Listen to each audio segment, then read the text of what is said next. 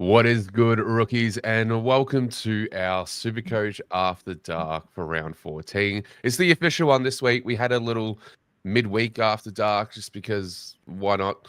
But we've had some chaos as always. What's new with this season? You can see I've got Ghosty back. Didn't cop the Subfest this week, mate. How are you?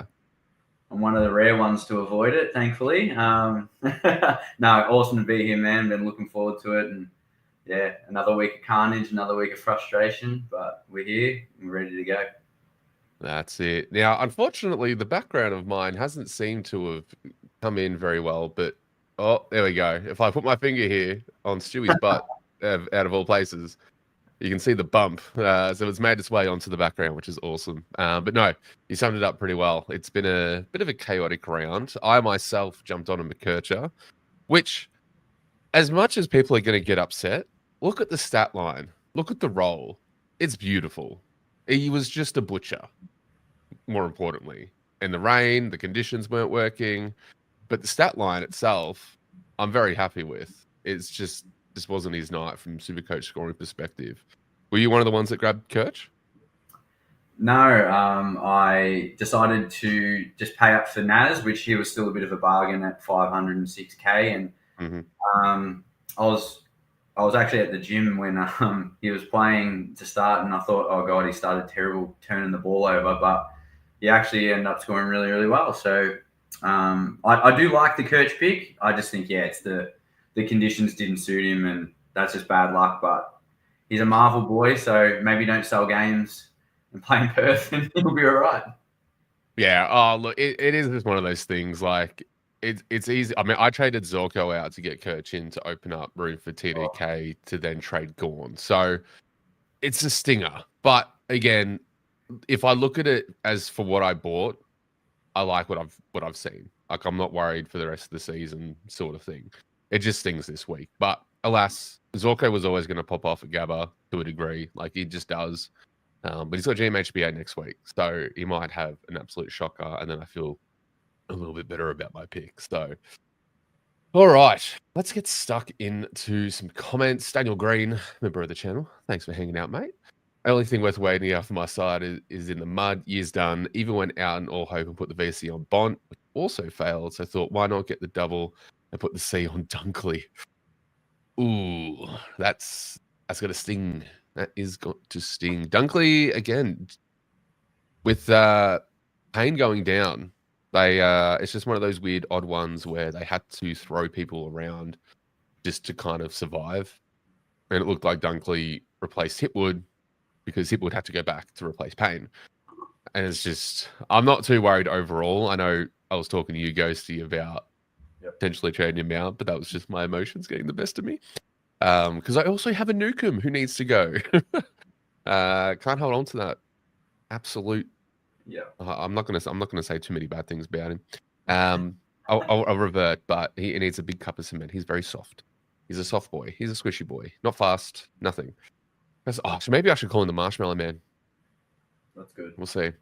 What did you think about Dunkley's shocking score today? Obviously, there was a lot of movements, but if you're an owner, are you worried? I wouldn't say I'm worried. I think the wet weather footy, when that sinks in, it was really hot today in Brisbane, so it was actually really good conditions, which is why Zorko, I think, popped off as well. Got the clean ball. I'm not worried about his role. It was a one-off thing, sort of like how Chera got that week where he had to go in the back line to help out. Dunkley actually kicked a goal, and he took some good marks. Unfortunately, his possession count was like 19, and he got like 2 tackles, which is very un-Dunkley like. I was disappointed in his last quarter, though. He only got a couple points, and yeah, he still did get midfield minutes, so I think he should have performed a bit better. But, you know, like I said to you, we're at that stage of the year where we're just trying to finish our teams. I think people are like, I'm trading this bloke out, and I'm like, so you're going to finish with 0 trades with 10 weeks left? Like, you've got to be smart about the trades and sort of just kick back. And it's frustrating, but you got to ride the waves that come, and they're going to come from all kinds of players.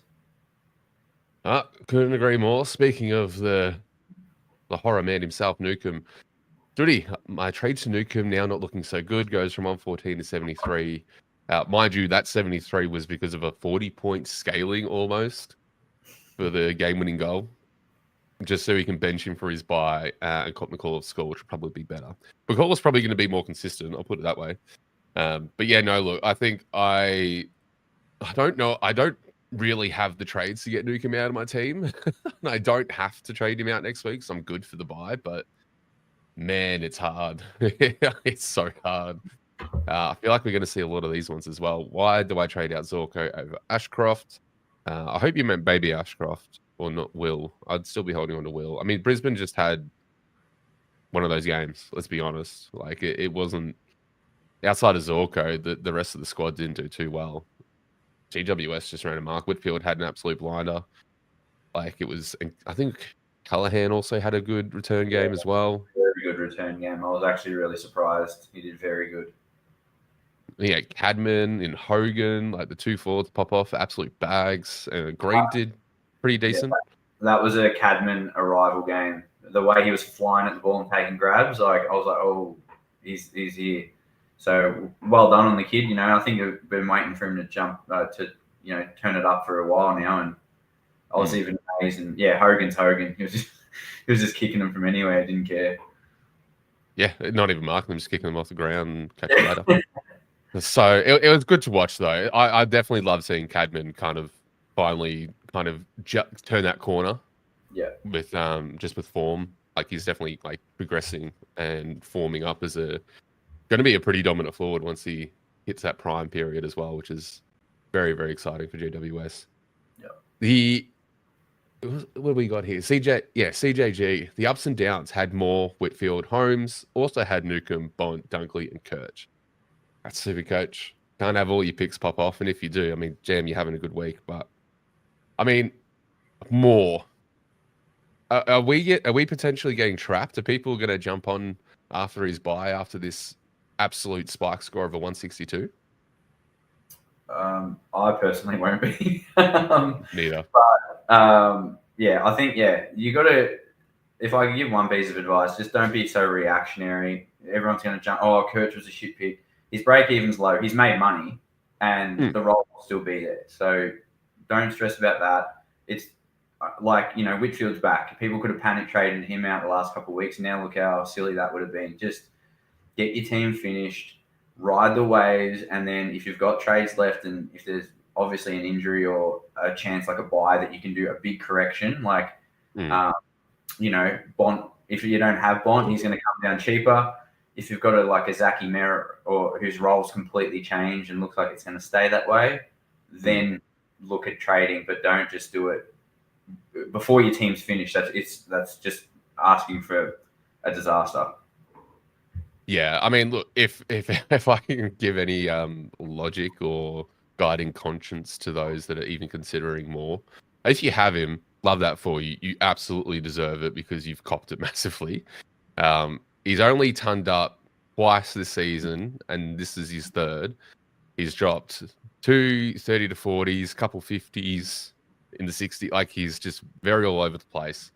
And he had an amazing line of tackles. I think he landed 13 tackles. Nuts. Absolutely nuts. So if you get him, you've been warned. I mean, I get it. He's cheap. He's cheap as, but also, I don't know about you, but I was looking at the scores every now and then. I turned the game off. It was horrendous to watch. I couldn't give a shit if Moore scored 200. I was surprised when I saw he got 160. I was like, wow. But it wasn't worth sitting down and watching that game. I was so out of it. Yeah. So out of it. I agree. And they're two good sides. They're two good sides. I mean, calling Hawks a good side is a stretch, but we'll go there. We'll go there. They're better than mine. Put it that way. Well, that's true.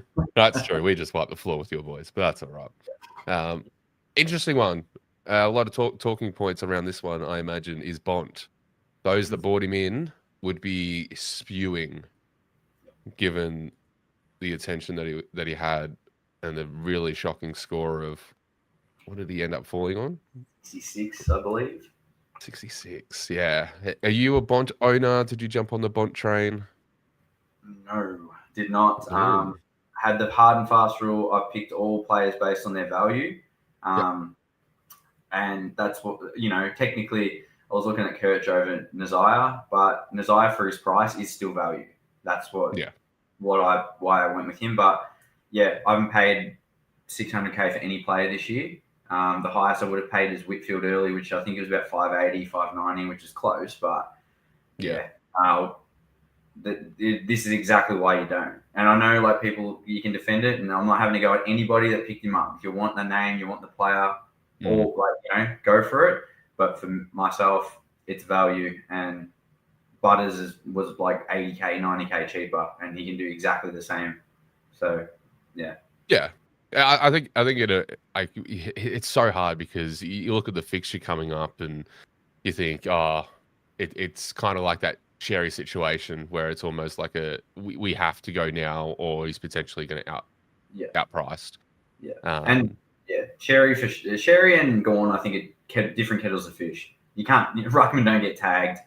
They've got free access to it, and it's a bit different with those kind of blokes. And for sure, I wouldn't have a go at anyone that paid up for Sherry at all. And same thing with Bond. I did. Yeah, I did. And it's worked out. When he's getting 150s every week. Obviously not tonight, but we'll get into that, I'm sure. Yeah, we'll definitely get into that at some point. Michael says, evening, Rook. Evening, Michael. Thanks for hanging out, mate. Nax says, projected at 22.33. Very nice, mate. 2 games to go. That's a ripper week. I've jumped down to my projections a little bit thanks to Kirch, but that's all right. Again, we don't really hang too much weight into projections on Saturday nights. It's a little bit different on buy rounds because there's less games, so you can probably give it a little bit more weight, but we still don't tie too much into it. Michael, thank God for my defenders this round. Holmes, Dale, Sinclair, Shees, and Zorko. Forward line, not so much. That's a very solid defensive line for you, Michael. I can't say the same. I've got everyone but Zorko now, and I'm looping Clark and Carroll, so I think I might just take the risk on Carroll if he's not sub. And just see how we go. What's your defensive line looking like, Ghosty?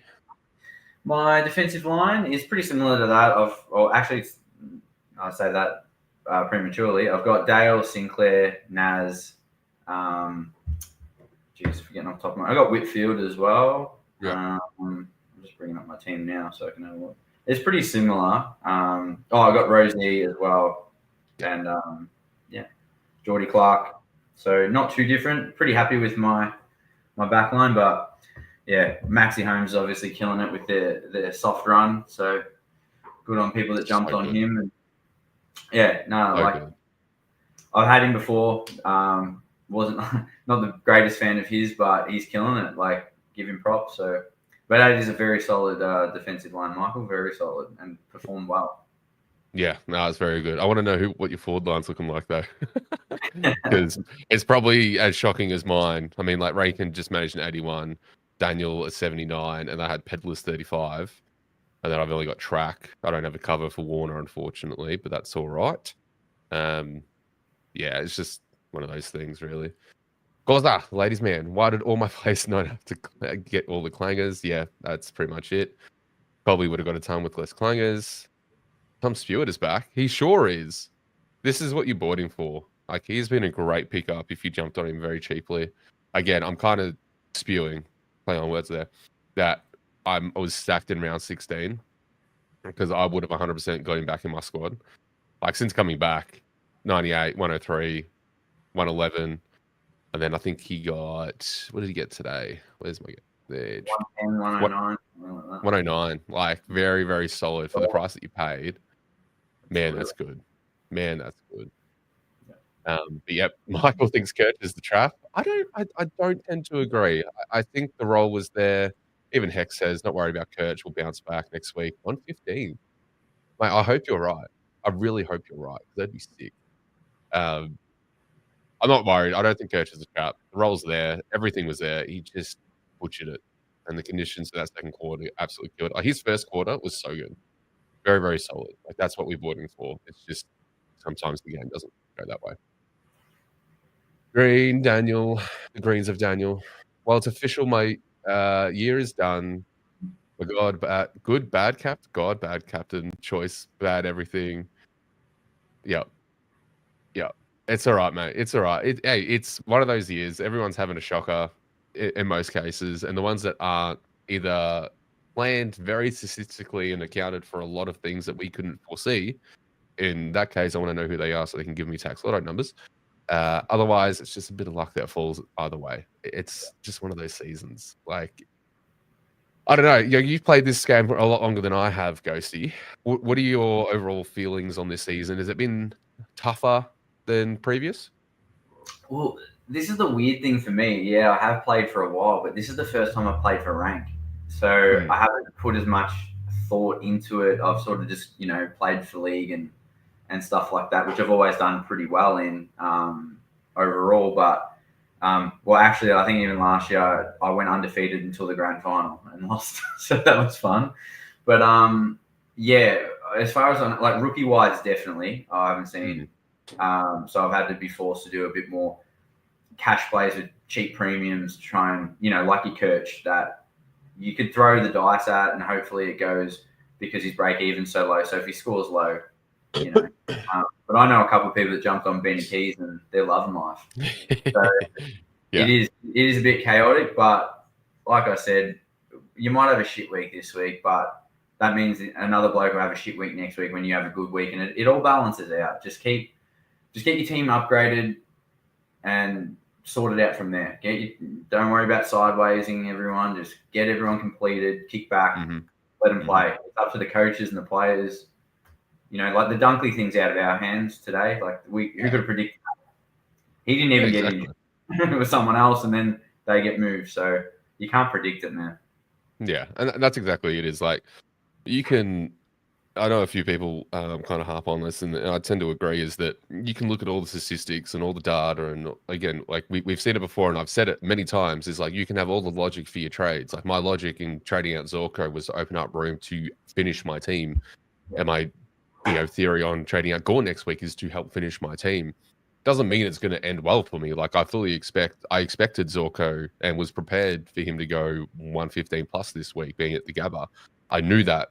I still had to trade him out because I wanted the long-term gains, and I expect Gorn to not have as bad games against the tougher matchups, but it's his cash that I need.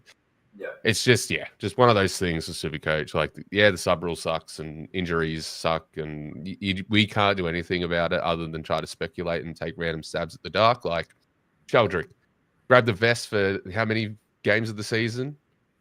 A lot of us faded because. A lot of us faded because we were like, oh no, he's going to get the vest, and he's turned into one of the best picks of the the mid-season. Like it's crazy. I heard people on other streams and other channels and stuff talking about like, oh, Erasmus, you can keep him as your F6. He just got subbed off.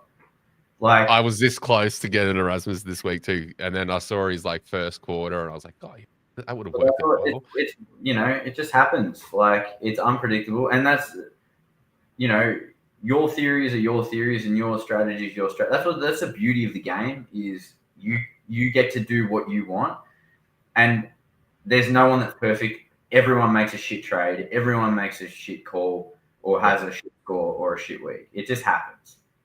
So don't let it ruin. I was just ready to snap the laptop in half before, but at that last quarter because I had about 4 players combined for 15 points in that last quarter.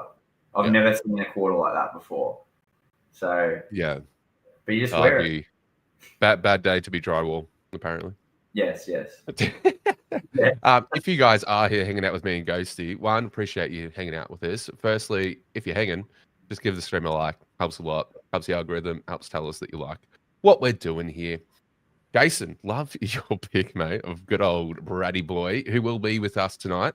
He's just got some errands to run, so he'll have an amazing entrance as always with some ridiculous thing, I imagine.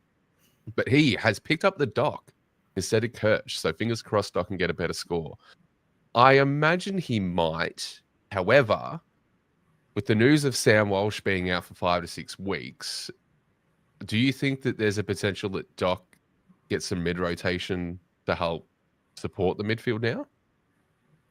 It is a possibility. I probably would say no at this stage. Like he might go in there for a few but I think he's down back to just sort of help Wiedering out in terms of the leadership and then like being that general of like organising, because the back line has been a bit iffy.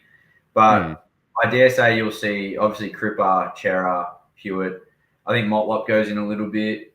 Cooper Ward might get a few more minutes in there than he usually does. They've got some, some other players that they can throw around in there. So I think Doc will probably be settled back, but he might have to go in a little bit. So be prepared. Yeah, that's a great shout for the Cooper Lord. I think if Voss has any brain cells left, he would probably throw more midfield minutes at Lord. Like he's actually been pretty good when he hasn't been sub. Yeah.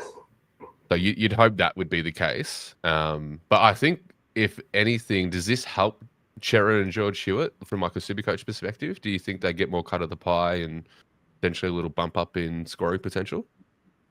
Yeah, well, Walsh is sort of, he's had his obviously CBAs, but he's played wing as well, which is why Jackson Binns has come into the side. So it'd be interesting to see who the sub is. For the people worried about Matt Carroll, it'd be the last of Michael Voss's brain cells to make him sub, because he's the only defender on the bench. There's, from what I looked at, there was like Durden, Motlop, Fantasia, I think, was on there too. So they've got a lot of small forwards. So I'd imagine either Binns comes in and be sub, or one of those boys will be. So, look, I think, it would probably just mean that Chera and Hewitt probably get a few more minutes, and then they'll use a couple of those minutes for like a Motlop or a Lord type while they have a rest. Or they might just split the rotations completely and not have like a perma change, essentially. And Cripper's been on forward too. So and Lord's been playing pretty much half forward, so I can see them swapping a little bit too. So I like it. I agree. Rookie, take the VC on Brayshaw or risk it for Gawn against the two Port boys. Doing well in rank, but league are projected to lose. Well, I'm going to get a cough out of my system. Ghosty, what are your thoughts? I've got Brayshaw, so I'm just having a look. What did he get? 130. Look, Gawn's obviously got that history. I'm not sure what the weather's like, if it's going to suit, because he's an intercept marker as well, Gawn. So if it's a really wet day, or if it's looking like wet weather, I would probably take Brayshaw's score, because a 130 is pretty solid. So unless you think Gawn's going to get a 150 pretty much guaranteed, it's probably not worth the risk. If he gets 140, well, you've made like 10, 20 points. It's not really worth it. So, but yeah, I'd have a look at the weather. If it's looking like it's going to be a non-rain affected game, you can back him in. But yeah, the safer option would be to take the 130. Yeah, no, I get you. Yeah, look, I probably think I'm probably more risk averse in this one. I would probably take the VC and just call it a day on the captaincy and just accept a good score from Gawn.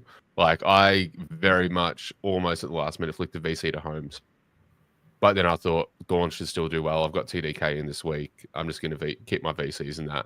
If Gawn gives me anything over a 130, I'm taking it 100%. Like my cap's 125, but for Scott in particular, I think you need to decide on if you prioritize rank or your leagues, because you can't always win both. So if you want to, win your league, you need to take the risk on Gawn. Yeah. If you want to play safe for rank, then I think you take the VC. I'm in the exact same position this week, whereas obviously I'm playing for rank, but my opponent literally I don't know how he's done it. He's got no primos on this bye at all. Yeah. So I've got Dacos, Rao, and Warner out. Still projected to get around the same. He had a few big scorers, like he had Holmes and he had Jackson Snipe, the winner. So, and I've looked at that, and I had Sherry as a VC, and he was looking good until he scored 5 points in the last quarter. So I'm going to run with TDK as captain, but I'm trying not to focus on, if I get that league win, cool, but I'm playing for rank, so I just got to focus on the points I'm getting on the board, and if I lose, I lose. I win.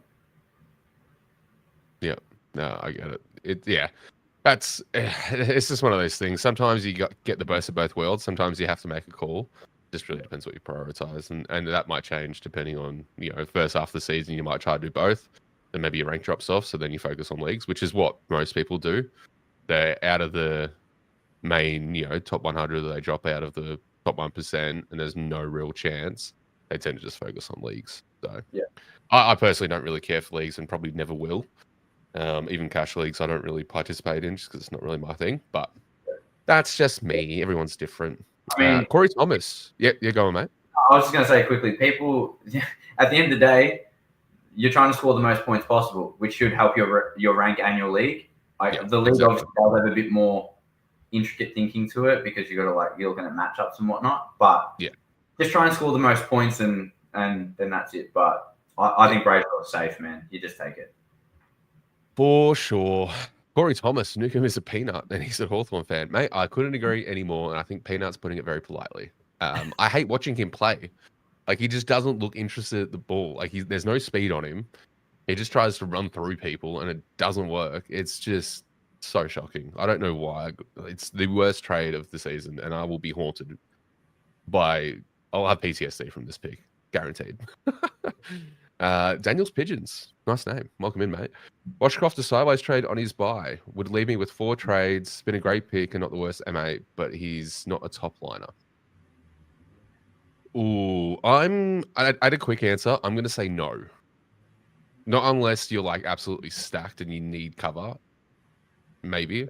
But if you're fine for that buy, for example, and you have cover, I wouldn't be using a trade to get him out. What do you think, Ghosty?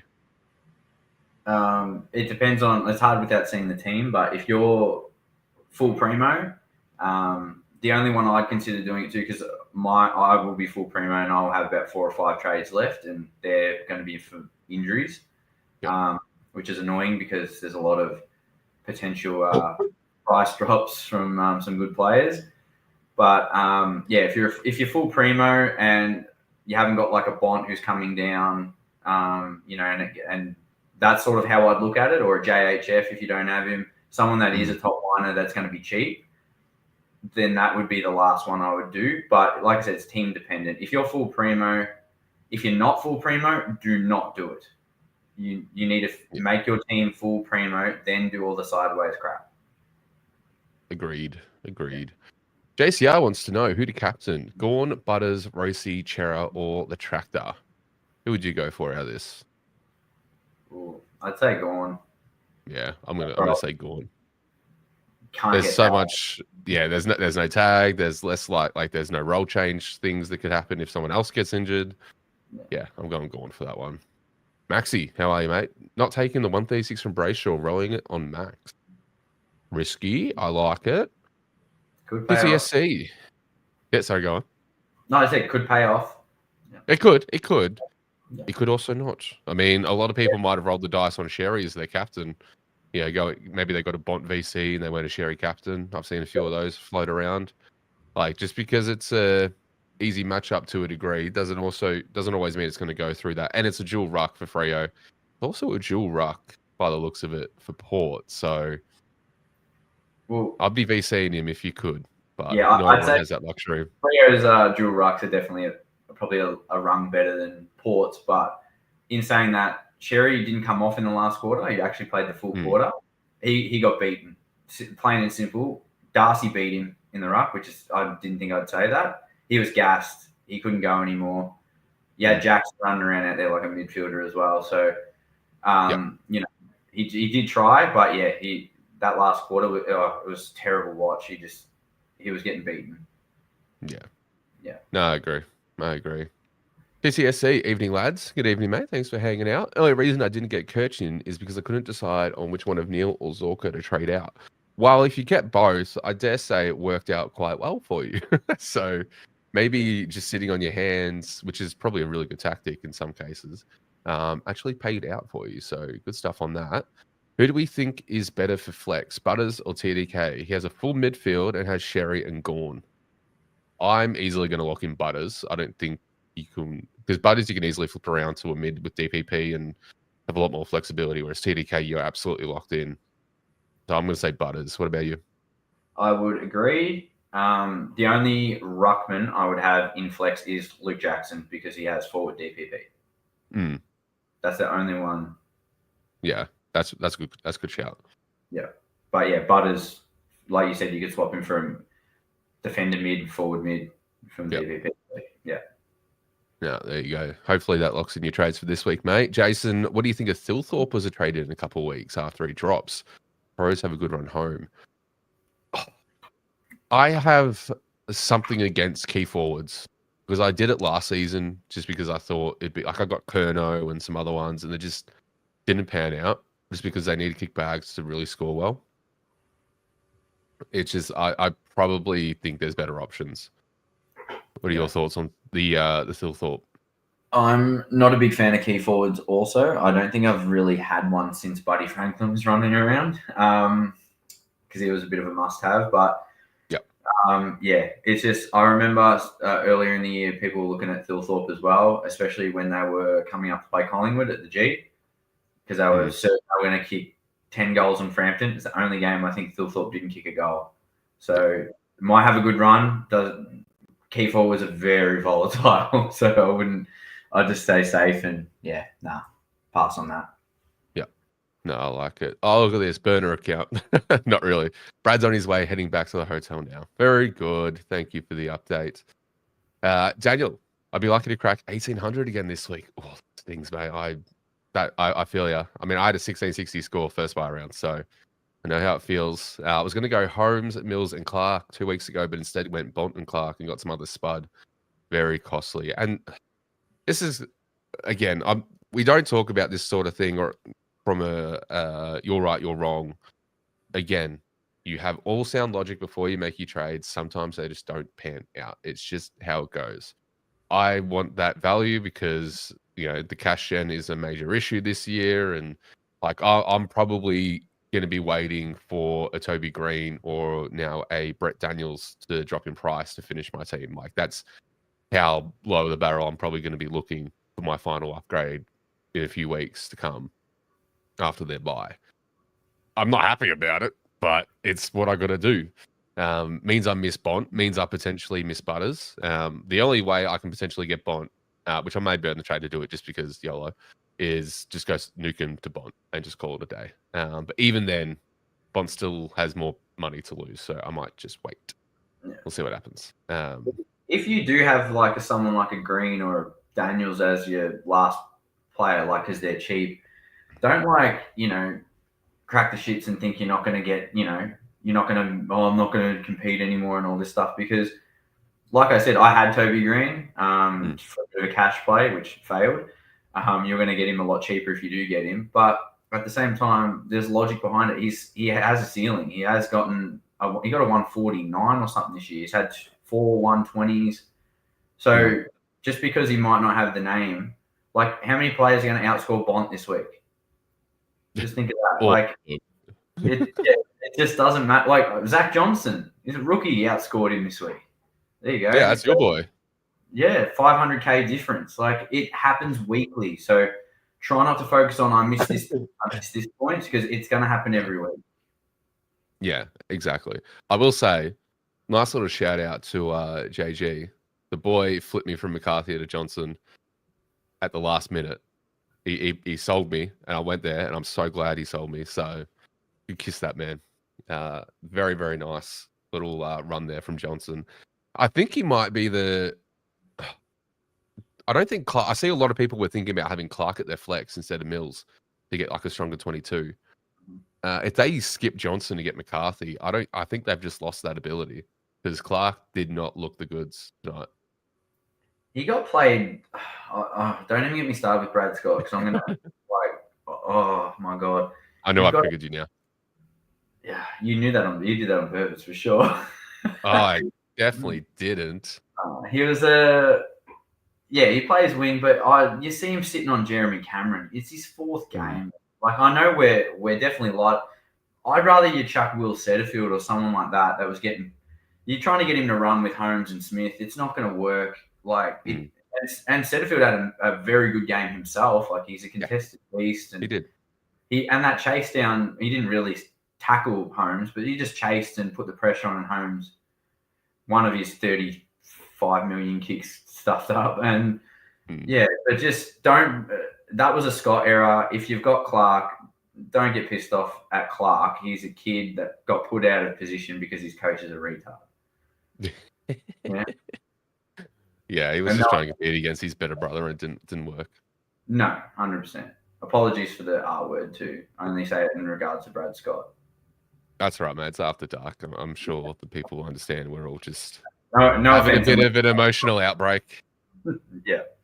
No offenses intended. JC, I don't think Cadman can kick a bag on Payne. People just threw, so he never has to play down back again. I mean, potentially. Maybe they might throw Dunkley back there. I wouldn't actually mind if they throw Dunkley back there. Some intercepts, a bit more rebounding. I'd prefer that. He's a good mark, Dunk. Speaking, what was that? Dunks is a good mark. He can take some good. Is. He had some early forward time in his career, and he took a couple good lead up marks. So Definitely is. He has the potential to be there. He just doesn't get the opportunity. He's just not that go-to guy anymore because he's just doing the defensive mid work. yeah, Maxi also doesn't like dunks. Don't have to apologize for your language, mate. And now Lib is playing halfback too as well. Yeah, these are the things, right? Is people bought into Saliba instead of a Bont. Again, all logic to do so. Bit of a cheaper price, been really solid this season. And then it's just getting to that point where they kind of want to rest him a little bit, but still play him. So then they move him to a halfback role.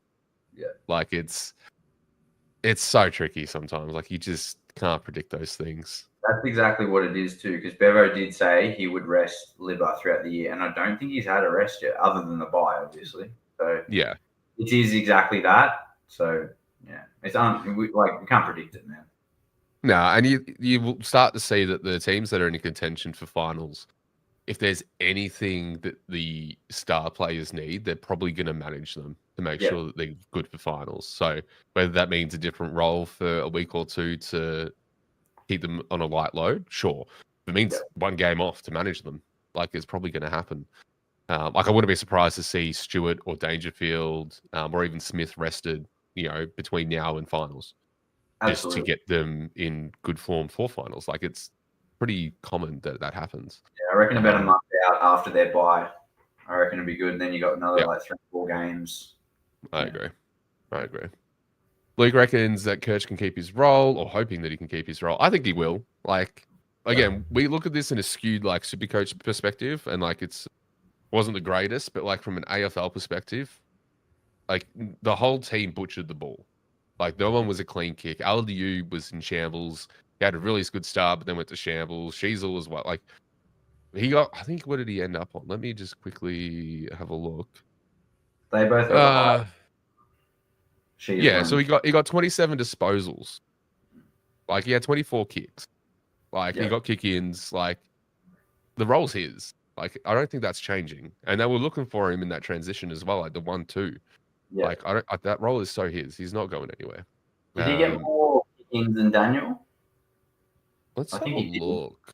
I'll see. Daniel had a couple, but every time I looked, I did miss a quarter and a bit. I don't know if it's up yet. So let's have a look. It looked like he was getting more than Daniel. That's not up there.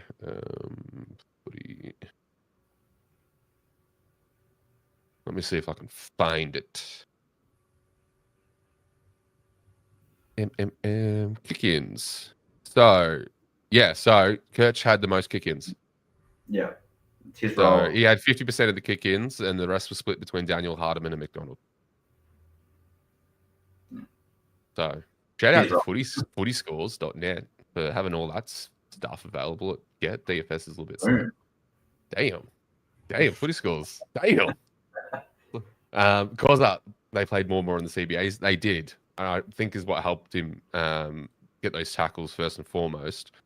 But also, if I can check this game, Moore also had 11 contested possessions.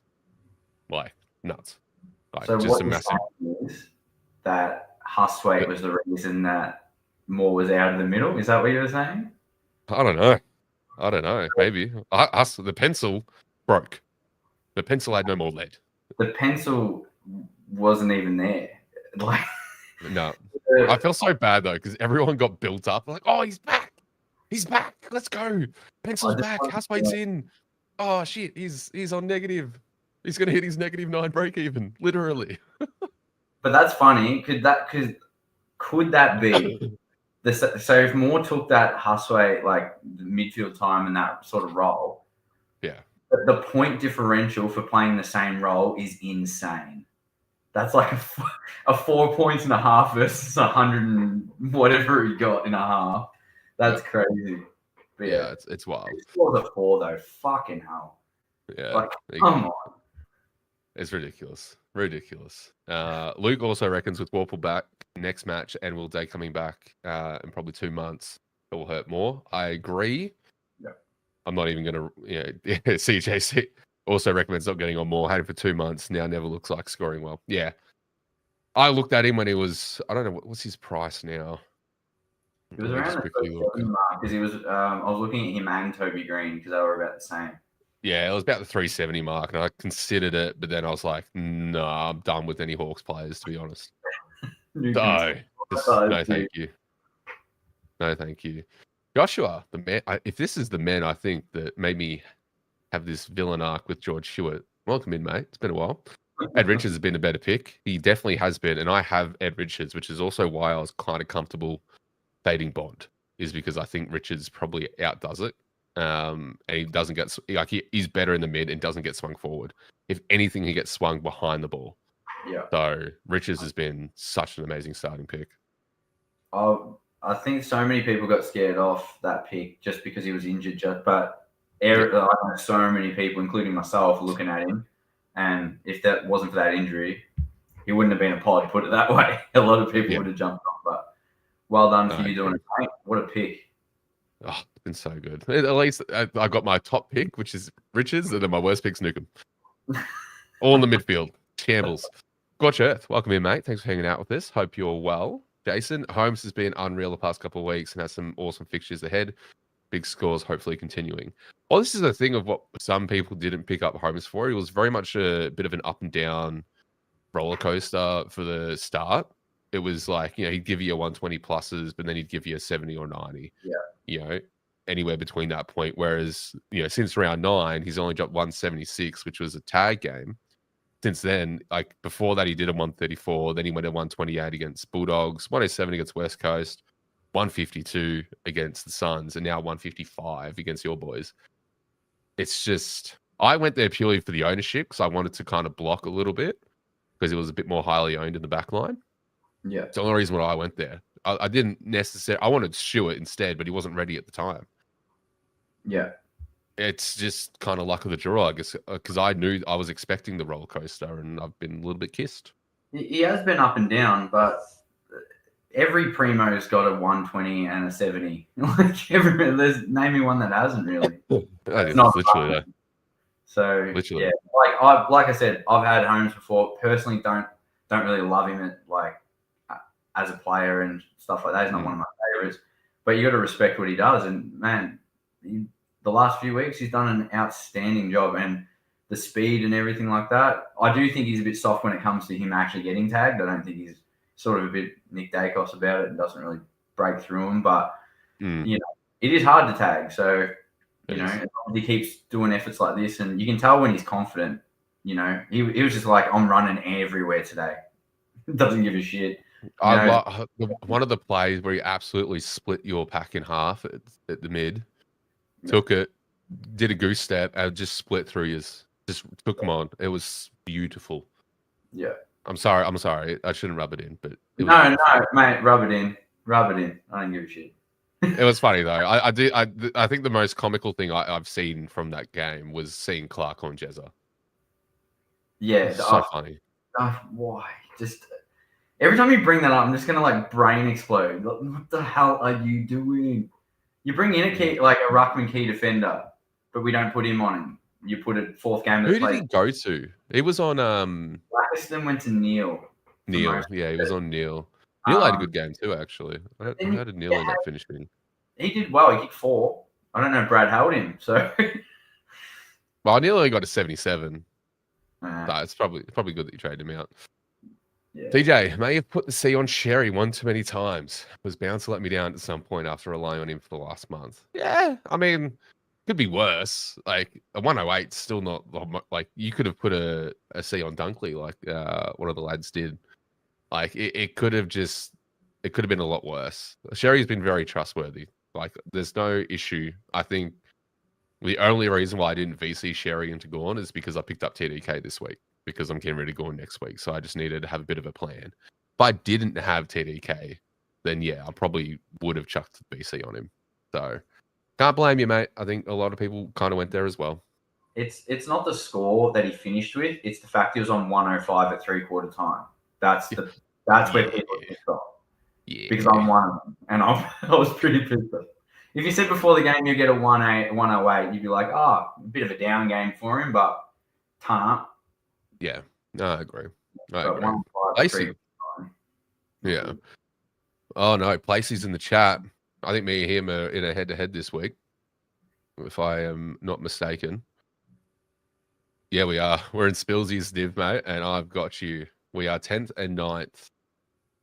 I think this will come down to the wire. Our projections are kind of close, within 50 points. So we'll see how we go. But yes, Brad is joining. He's taking his damn time getting back to the hotel. I'll tell you that much. Stuck a no. Like that. Zeri got beaten big time. He sure did. Yep. Also, 120 of yous in here. Thanks for hanging out with us. Don't forget to like, subscribe if you haven't. Ghosty is, I dare say, on a free trial of being a content creator in the space. Came in last week as a debutant rookie. Passed the trial by fire through you guys. Chat loved you. Didn't want me to sub you out, so I didn't sub you out, and we got him back. So we'll have the full trio happening very, very shortly. Why you're a good coach? You recognise talent. Questionable. I'll take it though. We'll take it. Michael Smith, Rankin, Bolton, McRae, Daniel, and a rookie Warner on bye. That's not a bad forward line. Bolton should have had a bigger game than what he did, though. Nearly identical to mine, to be honest. Yeah. Willow, welcome in, mate. Another very consistent man or woman, whoever. I have Brayshaw, 130 VC. Am I being greedy? A bastard who deserves a disaster holding the C on Gorn. I mean, potentially. Again, I would take it. I would take the 130. Doesn't matter who I have as my captain. If I see a 130 VC, I'm 100% taking it. I'd only do the Gorn thing if you're sure he's going to get a 150 and you've had a horror round and it doesn't matter what you're going to get and you can just roll the dice on it. But well, that's true. That's also if you had a solid sort of round or like a pretty decent round, just take the 130. Yeah. No, I agree. Yeah. I agree. Hawksy, welcome in, mate. Thanks for hanging out with us. Hope you're doing well in this somewhat chaotic week. Thought the last game we had me thinking, wow, I suck at this Supercoach thing. Mate, that was me after round 12 when I got a 1660. I'm like, why am I doing this? Why am I a content creator? Not really. I don't get that existential about Supercoach, but you see some scores sometimes and you're like, why am I good? Am I bad? Am I this bad?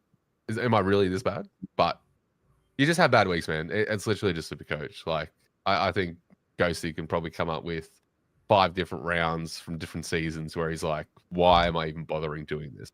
Yeah. I've threatened to It's quit how it goes. so many times. Honestly, man, just like, don't forget, just enjoy the footy. Like, don't let Supercoach run the footy for you. Like, if you actually enjoy footy and you don't just do it for Supercoach, watch the game and enjoy it. Turn Supercoach stuff up. Stop watching stats. Just go enjoy the footy. It's so much better that way. Put a multi on instead. Gamble. Gamble responsibly. Jason, yeah, got to do it responsibly. So glad I jumped on Cardwell for the price a couple of weeks ago. 123, 112. 102 and 111 today. Again, he's just that Stewart-esque type pick that's been really, really solid. Another round 16 value pick I could not get. That's going to kill me, I think. You picked up Cardwell, didn't you? I did. It was meant to be for 2 weeks because I had to get rid of Marich and he was the same price. Oh, yeah.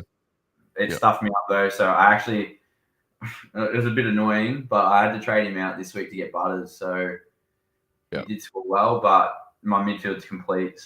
And I looked at it and gone, Caldwell has the potential, like everyone has the potential to get injured, but I was just a bit worried about that. So I went with the safer pick, Butters, and Butters had his bye. So jumped on. But yeah, Caldwell, great pick. Yeah, definitely a great pick. Yep. Kent, he subbed Erasmus from 1 turnover. Should have left him on. Yeah, I didn't see any like major issues with his game as to why he got subbed off. Like I disappeared for 5 minutes to feed the dog or something, and then he got subbed off. I was like, huh? What? Why?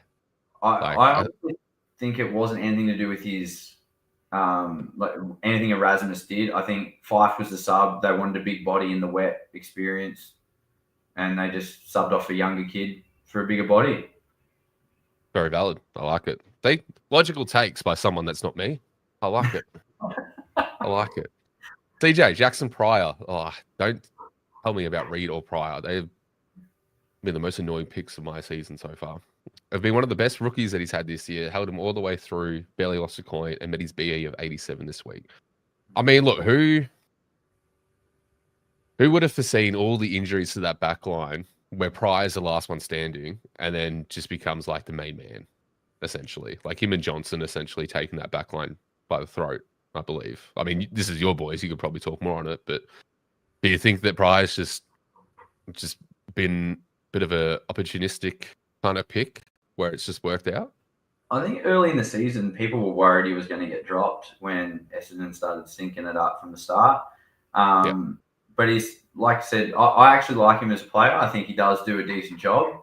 I'm spewing I didn't pick him up. I started with Patton instead, which is just annoying to think about.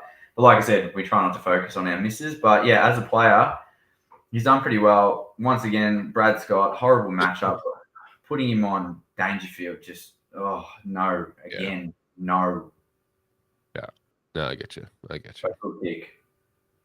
Yeah, I mean, I held Pryor, then traded out Reed, and then Pryor had a poor game, and then he was my ticket to get someone, and I should have held him because he was playing. They're all tickets, don't worry. The tickets to Newcomb and blokes like that. Sorry. That's payback for reminding you of Clark on Jezza. Yeah, 100%. Oh, man. Hawksy, can't wait for it to be worse next year. I mean, hopefully the sub rule gets dropped. With all the new people coming into power at AFL, hopefully it just gets dropped. Can it be or worse? Supercoach have some funky mechanism that kind of negates it. But we'll see. Yeah. Josh, you are. Me and a rookie coach, I was going to get Erasmus instead of Colby. I consider that too. I'm so glad I didn't. That would have been... Oh, I mean, it only would have been a 20-point difference by the end of it, so it wouldn't have been too bad, but just another trade down the drain, I guess. Daniel's Pigeons, Sheldrick has been a magnificent... oh, excuse me. As a Swans fan, was walking to the ground, I saw Cleary was sub, traded him to Gus, and was about to walk in 100K in 2 weeks, single-handedly getting me 23 promos. That's literally been like the defining like end of season pick, though, is like I didn't see that sub rule. I was out. I had my own buy round. So I was so busy doing other stuff, just up and about with like family shit. And I would have done the same thing. I was saying all week, a Cleary sub, I'm just going to flick him to Sheldrick. And then got busy. And then this is my payment. Did you get on Sheldrick?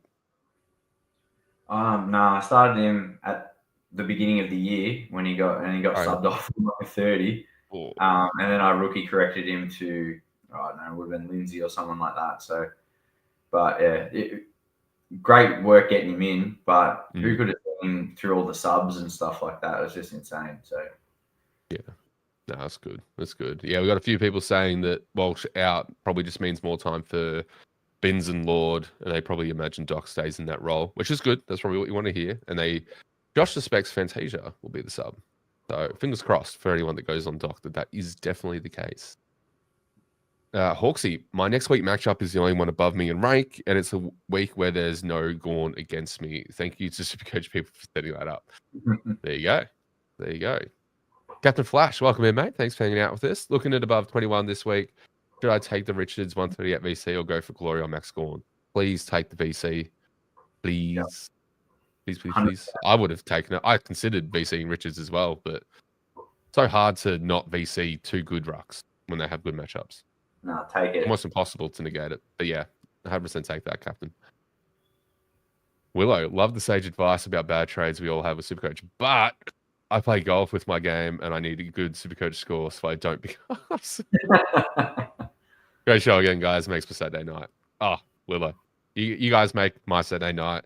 I'm going to say it makes Ghosty Saturday night. Absolutely. Better than the footy, that's for sure. Well, that's true. If we have a bad footy game and a bad Supercoach day, which Saturdays usually cause chaos, you just know you got after dark here. But you guys are making it just as enjoyable for us as it is for you guys. So it's not just a one-way street here. Yeah. Captain Flash, thoughts on Sam Darcy to finish a forward line?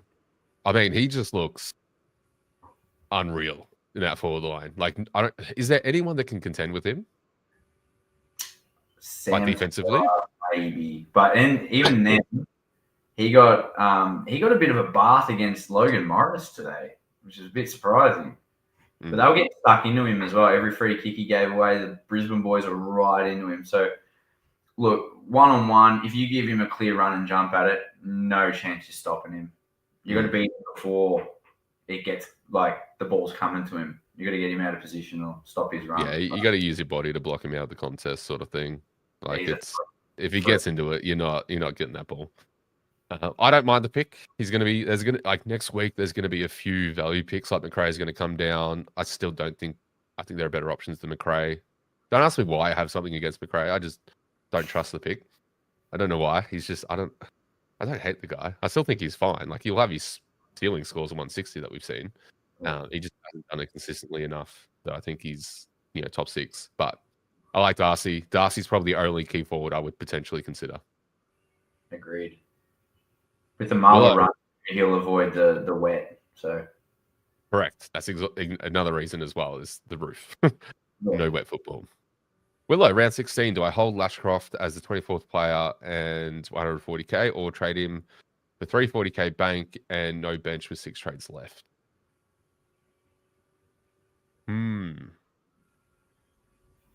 So essentially holding him as cover with 140k, or we trade him and have no cover on bench and just bank the money. What would you do in this situation? Depending on how many trades you've got left. Well, you'd have, if he kept him, he'd have 7 with 140 in the bank. If you traded him, he'd have 340 with 6 left. So I think 6 is good to have if you finish your team with 6, and 340, it's good because if you do get an injury, you can literally get anybody. Yeah, I think probably better off, like, as you're saying, you don't have rookie cover, but you have the trade. So yeah, I'd trade him and bank the cash, and then that's your safety net if there is anything that pops up, or someone might drop, or someone's role change, and you've got those spare trades and the cash to get out of the tight spot. So I'd do that. Yeah, no, I like it. You guys are going nuts in the comments. We'll catch up. We'll fly through some of these ones. But yes, I tend to agree with Ghosty here. I think 6 trades with that with 340 in the bank's perfectly fine. I think you can do a lot more with that than holding Lashcroft as a cover. Like, there's probably just no consistency there, as much as we'd like to see, at least for cover. Noah, welcome in, mate. Thanks for hanging out. But dual ruck matchup. Should I pivot my seat to Butters or stick with Gorn? I mean, even with the dual ruck, Viz is such an easy matchup, and Sweet has been up and down. Like, sometimes he's been restrictive, sometimes he hasn't. Butters could potentially cop Langdon or Sparrow or Viney. I'd probably still stick with Gorn, if I'm being honest. Yeah, I agree. Yep. Done. Hawksy, first year lessons, given it took me a fair few weeks to get the hang of things. Nobody over 600k. I now hate Bond. Don't sideways or trade primos, which I only really did kneel to Butters, so we'll see. Yeah, I mean, this is the thing, right? I also said don't sideways primos or anything like that. There are reasons to break those rules every now and then. Like, I traded out McRae and Horn Francis. I fully planned on holding them, but I just couldn't facilitate popping the hits without those players playing, especially in that first round 12 bye. So I needed to make something happen. So sometimes it unavoidably needs to do it, but those 2 basic fundamental rules generally set you up pretty well. Yeah. Jesus, you'd think this cough would be gone by now. Aaron, I got Libba, who has scored a 70 and a 97. If I have the trade, should I sideways him to a Tom Green or a similar primo, or even down to Sarong or Butters and bank cash? Depends, like, what you mean by if you have the trades. Does that mean you have 5 left? Does that mean you have 7 left? If you have if you have 7 and this puts you down to 6 to get in like a Sarong or a Butters, I would say do it, because this is probably a theme we're going to see with Liver again. Being a bit older, one concussion away from early retirement. I don't mind the idea of trading him out to a top liner, but it has to be an absolute top liner. You don't sideways him unless it's a top liner. That's in my opinion. But yeah, if you go down to 6 trades with this after trading sidewaysing, I don't mind it. What are your thoughts, Mr. Ghosty? Yeah, look, with Or hold Liver, the faith. you got to remember as well, the Bulldogs they're going to try and make finals, obviously, and they're sort of around the edge mark. When the get cracking and you got these Marvel runs, if the game's on the line, you're going to have Liver in the back line, you're going to have Liver in the midfield. You'd probably have him in the midfield cracking in. So I think they're just trying to give him, like you said, a bit of a rest without leaving him out of the team, because they do need to win. I do agree with what you said, though. You can do it depending on trades, depending on who you're getting in. But right now, I'd hold the faith a bit longer. I think the year's shown that if you hold faith, things turn around. I've seen that more often than not. So with Callahan, with Rosie, with Sheasel, with Whitfield, it's endless amounts of examples. So right now, with the Marvel run, with the Dogs needing to make finals, I see him playing more mid going forward. So I'd probably hold it for now. Well, this is the other consideration to make, is I'm probably going to reduce what I said. Libba's had 2 games of resting back now. You'd imagine that they would start to move him back into that midfield role if he's been rested, technically. So you're probably coming up now. Like if you knew he was going to be rested for 3 weeks, you'd probably do it. But since let's just say he's playing 3 games back and then gets his mid roll back, you've only got 1 more week, and then he gets that boost in scoring again from the role that you got him in for or you started him for. I actually am changing my decision after the logic of Ghosty to say hold the faith. I don't, yeah, but there is a world you can do it. So it's definitely not a like, don't do it. It's, but for him, and he got a 97. I know it's not ideal. 97's not even bad though. Yeah, there's players that score worse. Like he got 30 points on Bond. So would you trade Bond? Same run, same everything. So I for sure think there are people trading Bond next week. Absolute casuals, which is totally fine.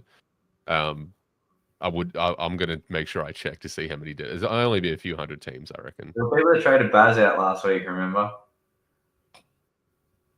I consider, if he was out this week, I'd almost consider trading him out, just because that cash can make wonders for the team. But, yeah, after one, and once he got confirmed, I was actually shocked he played. I thought with Bose as the emergency, I was like, oh shit. I think he. Yeah, for once there was no laid outs. Crazy, Chris Scott. Look at him improve. Didn't need it laid out and stuff. Didn't need it. Could have 10 and still won. Very true. Very true. What was that? Just hoping for good games from Elijah Hewitt, George Hewitt, so the Hewitts, and Gawn. Yeah, I think all 3 of them should have good games. Like Elijah Hewitt's been in really good form, and Minnie absolutely loves him. He's the only rookie or person that he loves at the moment. So there you go. Hippo. Almost got royalty in the house. How are you, mate? Thanks for coming in. Hope you're having a good week. If you're not, can't wait to see the Rage video. Gozart was going Holmes, then went Kennedy and said at 498, as I couldn't afford by. Yeah, I remember you saying this, Causa. It's one of those things that happens. He gets underscored so bad, Kennedy. I watched it again, and I'm like, 30 touches and a goal or whatever, and what did he get, 90 something, or did he get 100 in the end? I think he got like a 98 or something, or 97. Like he always gets just under. Always. It's insane. Someone on champion data has some vendetta against him. He's got like 80% DE, everything. I'm like, where are they hating him? Like what? Yeah. I think it's just because that's terrible. I think it's what just Ken said. I think it's just good. Ed Richards is just better. He's taking all the points. Simple. Well, can't argue with that. So Shane says D Moore saved his round. Coach did everything but be clean, but it wasn't alone in those conditions. Totally agree, mate. And Moore was a well-deserved payback for holding the faith. Holmes having a great run.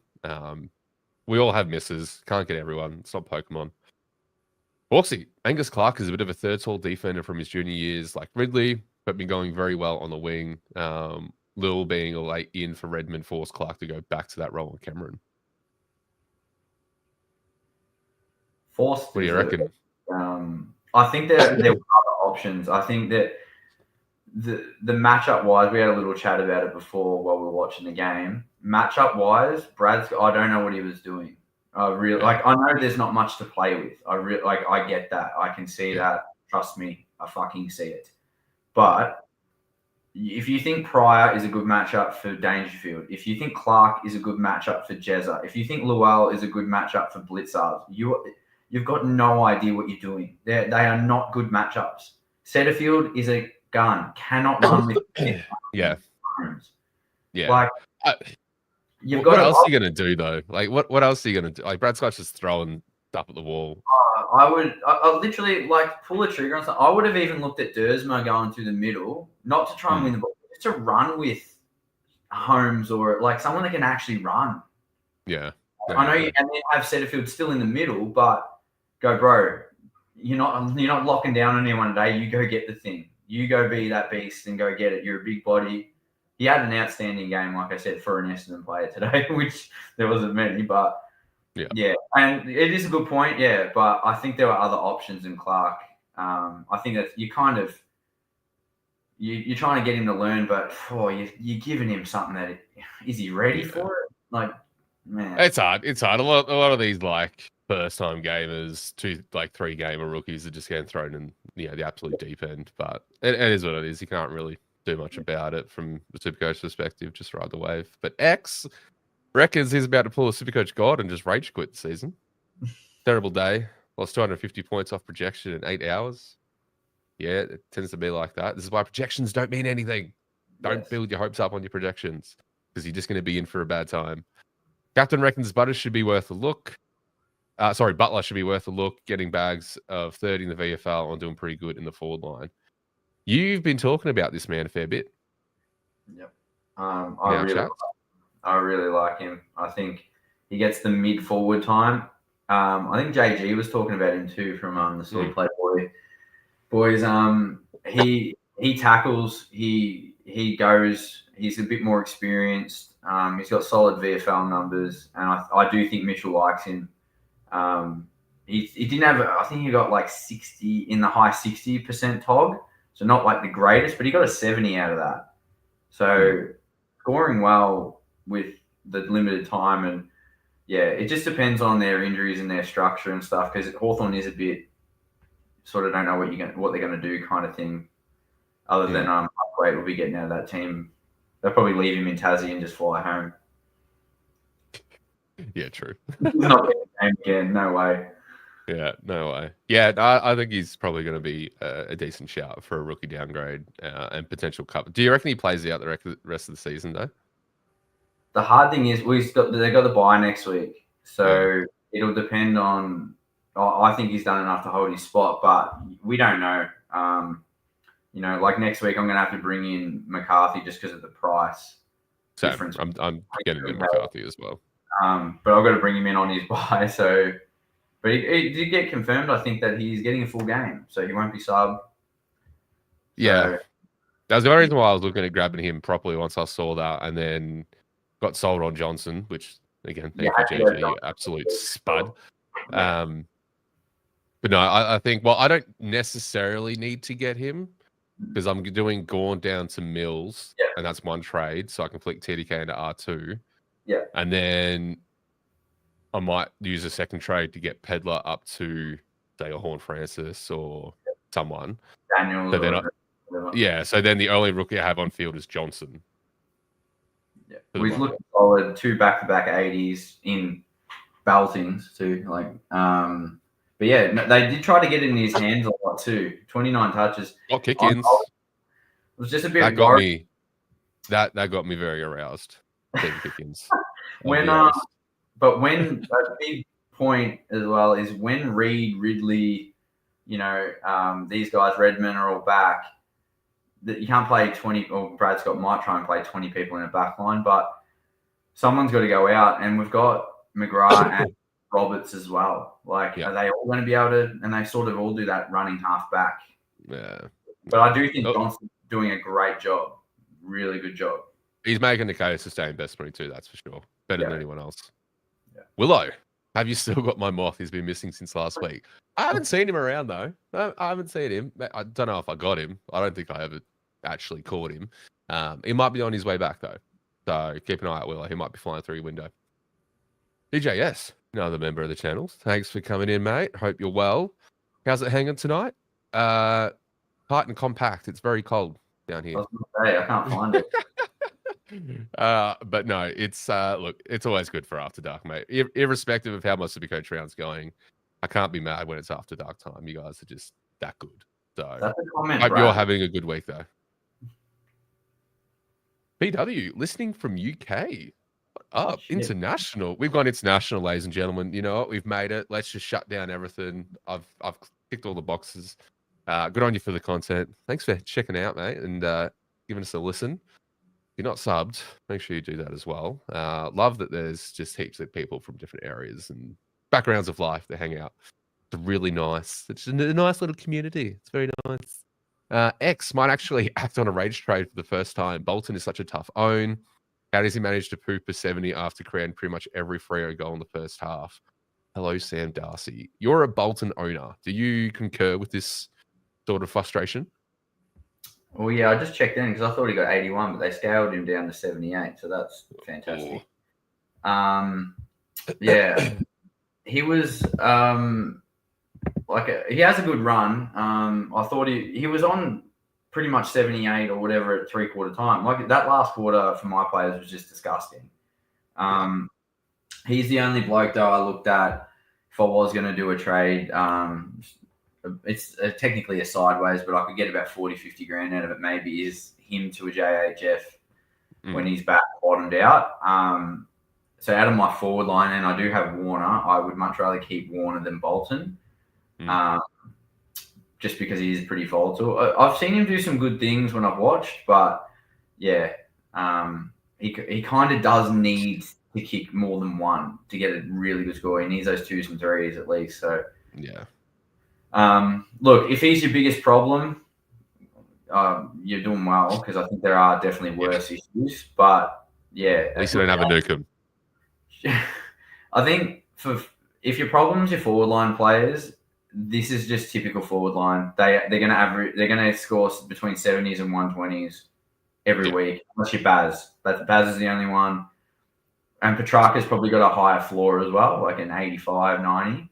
But everyone else, Warner, Rankin, even JHF sometimes, like he has a high ceiling, but he's got them 70s and stuff too. Like, I think if he's your flex, there's better flex options. But if he's just one of your forwards, I don't see it being that big of a deal. That's probably what most forwards are going to deliver. Yeah. No, I agree. I thought about picking him up, but couldn't do it, unfortunately. So I'll stick with my Warner pick, who's probably going to be around the mark, if not a little bit better. Jack, what a beautiful man this guy is. Hope you're well. Hope your lunch break has been good. I know we're a little bit behind the comments, but slowly getting there. I'm tracking all right. I'm on 1626. I've got Carroll, Chera, PDK, Gorn, and Track to go. So, look, as long as I hit above 2,000, I think I'm pretty happy. So, I really can't complain then. How are you tracking for your round, Kirsty? Just checking now. I'm on 1602, and I have Rosie, Butters, Chera, TDK captain, and Track. Very nice. Very nice. X, if Kirsch does this next week, he's becoming Whitfield. I think he does the same stats. I think he just gets better DE. Yeah. Clayton, another legend. How you going, mate? Thanks for hanging out with us. Erasmus is meant to be my cash gen. May end up potting old man Janger a post round 16 now for the fun of it. I don't mind the Dangerfield pick afterwards. Like, he can have his spike games, but he'll have his quiet games too. It's just that forward time kind of hurts him. But he's good. He's good. It's easy. BC on Sherry. What's your pick for the big C on Big Max, or are we going TDK? Whoa. I'm going to lean to TDK on this one. It's easy for me because I don't have Max, so TDK. There you go. There you go. Yeah. I mean, it's so hard not to go against, like, to pick a ruck against West Coast. Like, come on.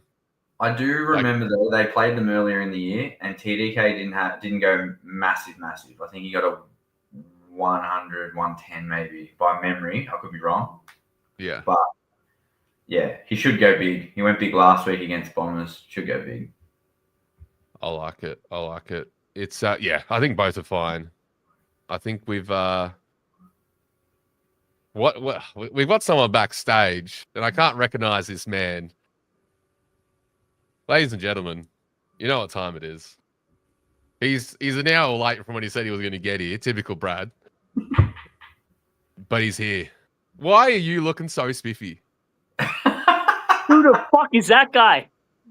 Legit. Look at you, all clean shaven. You got a little jacket on. Oh, the watch. Woo. Yeah, well, here's a funny story for you. So at this hotel listening to you guys naked. Actually not naked, but and I'm trying to work out how StreamYard won't take my payment. And I'm like, you know what? I'm just going to click the link on my phone because I'm not signed in on StreamYard on my phone. And guess what fucking happens? It actually works, not logged into StreamYard whatsoever. So, yeah, my laptop won't do the StreamYard until June 19th. So somehow we're logged in off no account whatsoever in a hotel. Yeah, so, yeah, here we are anyway. But have I missed much? I'm sure I have. Just the usual banter and prying of bad picks, and you know the deal. You know what happens.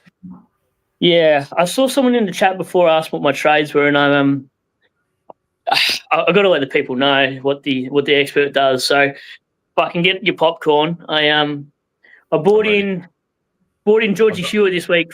Fuck Zach Butters. I was talking about this with Ghosty off air. Stewart season, Sam Walsh has done his foot back, whatever the fuck he's done. So him and TDK. So TDK's in my flex, which I don't love that, but for the money I've got left over, I think he's the most valuable player for what he can score. And then I bought in, same as you, old mate, what was his, Zach or whatever it was, the 84 Essendon rookie. Yep. Over McCarthy. Again, shout out to JG. 3 minutes before the bounce, I'm like, you know what? I might actually do it. If he rates him, he's an Essendon fan, Essendon flog, whatever you want to call him. So, yeah, those are my 3 trades. But I got rid of Elijah Hewitt, even though his break-even was 14. I got rid of Lindsay because I can't stand watching that peanut anymore. And I got rid of Shannon Knoll because I'm sick of hearing him and watching him play. Very nice trades, mate. We'll toss this question to you. You've got a captaincy choice of Big Maxi or TDK. Who are you going? Oh, probably TDK. You're playing Flynn, which is probably the shittest ruckman in the league. So, yeah, definitely TDK. Yeah, I like it. I like it. Look, mate, I'm not used to you looking so spiffy. It's doing something for me. Moving on. Mills 357 next week. People were impatient, went McKercher this week instead. You can hardly kick without turning it over unless there's zero pressure. I don't know if that's the entire case. I'll agree to disagree. I think people see 2 value picks that might help finish their teams in McKercher and Mills. And I think that's why people jumped on McKercher, because they still plan to get Mills. If people were just planning to get Mills, they probably would have just grabbed Johnson and Butters this week. Or, you know, as we said during the week, the Butter my Johnson. That was the trade phase that pretty much went through this week as the main, 2 top trades. So, yeah, I mean, Kirch, the role's there. The DE was just shocking. First quarter was awesome. Weather came in, ruined the second quarter, and then just not ideal. But not everyone can kick straight every week. It happens. Was that Kelly Underwood by any chance as well in that fucking icon? Maybe. That's pissed me off. All right, I'm definitely going to go. No, I'm kidding. You guys can't see it. Brad's not wearing any pants. It's just the jacket and shit. Yeah. But he's still. Yeah, I won't go any lower. Lucky I won't use Zoom. Yeah. Oh, thank goodness. Yeah, it was said it's quite cold, guys. Maxi, hey legends, enjoying the stream. Thanks for hanging out. Enjoy your presence here. Mills is a flex next week to complete the team. Yeah, sure. I think a lot of people are going down this value path to get Mills and flex to help get 23 primos for end of season. So I think you're on board with, I would dare say, most of the competition in doing that. Are we all doing that? Are we all grabbing meals next week? Yeah, I've that's already my. got him. Oh, well, there you go. Brad's already got him. So I'm grabbing him next week. Sounds like Ghostie's grabbing him. So Yeah. a lot of people in that boat. Hawksy, more about to be the only F6 I can afford in 2 weeks' time. I mean, you could grab Green, and Daniels might be very, very cheap. And I say Brent Daniels. So we could have 2 Daniels in our forward line by end of season. That's scary. Hawksy, Erasmus subbed off, had me in a fist through a screen territory. There you go. There you go. It's just, he looked like that potential Ned Long S pick, and not to be. Daniel Green, speaking of gambling responsibly, for $1,000 on a mega 18-leg multi on tonight. $41 odds, missed by Tracy not getting a goal. He kicked 0-2. Damn. Missed it because the player couldn't kick straight. That sucks. And people are worried about a few points. I'd be fucking fuming losing that. Wow. Yeah. Wow. That's nuts. Supercoach should have flexes for every position, but only for like the really crap Supercoaches. It's like a participation. It's like a handicap. It's like, oh, if you finish in like the top 100K, you get, or maybe you get extra trades as like a handicap. Imagine that. You could like actually tank your team to have max trades in the next season. That'd be wild. You want to There we thank go. him. There you go. Look at that. We're getting through the comments. When did you send that? Almost half hour ago. Yeah. Yeah. Ghostly, we're going slow. All right, Do you like Jason's picture? I love it. It's I thought it was going to be edited to something a little bit more, you know what? But yeah, that will do. That'll do. It's close enough. What do you guys think of the point of difference between Gordon and Cameron will be for the remainder of the season? The 160K would go a long way for final upgrades. Oh. I think there's probably at least a 15 to 20 point gap between those two. At least. Yeah, I've got no idea what Cameron's run's like at all. I know Gorn's run gets a bit tougher with wits and. It gets tougher for like 3 after his buy, but then it opens up again. Yeah. Which is why I'm scared to trade him out, but I kind of need to. So. Yeah, I'm not the biggest on Cameron. Yeah, neither. Neither. X, one of my players today, Neil, average, Dunkley terrible, Wash terrible, Baz 30 under, Johnson good but useless, Clark 30 under. G somehow got a ton, Daniel, Colby, and Shy terrible, and Raz subbed off. One of those weeks. Cameron very consistent ruck, or could get TDK. I dare say TDK. TDK is more versatile, can generate points from outside the. I mean, Cameron can too. He does a little bit more like Gorn and intercepts every now and then, but I think TDK is definitely the better pick there. Yeah. And then Sherry about 50 off what we wanted as a VC as well. He can't go 150 every week. Come on, let's be realistic. Didn't even score in the last quarter. This is what Hawksy was. I actually just at his stats, he had 1 tackle in the last quarter.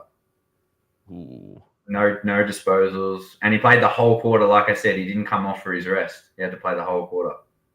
Who did you guys VC and C? Fucking Cherry VC. Yeah. I'm going Gordon to TDK. Yep. I VC'd Brayshaw tonight, like 2 minutes before the bounce, just because I saw it get wet, and I was like, you know what? It's Brayshaw season. Are you going to take it? Oh, yeah, I'll take a 130, especially in my position. Yeah. Yeah, we've had questions about that, so that's good that they hear you do it. Now they'll do it. Yeah. Yeah, trust this guy. Don't trust this guy. Don't trust us. If he's saying take it, you take it. VC. See, he just knows who to VC as well. Fucking look, just doesn't stop. Just kills it. Smashes it. X, well, I'm going to go to the port game tomorrow, and if Butters gets tagged to sub 100 with the C, maybe I'll delete the F. Just run out there. Go streak.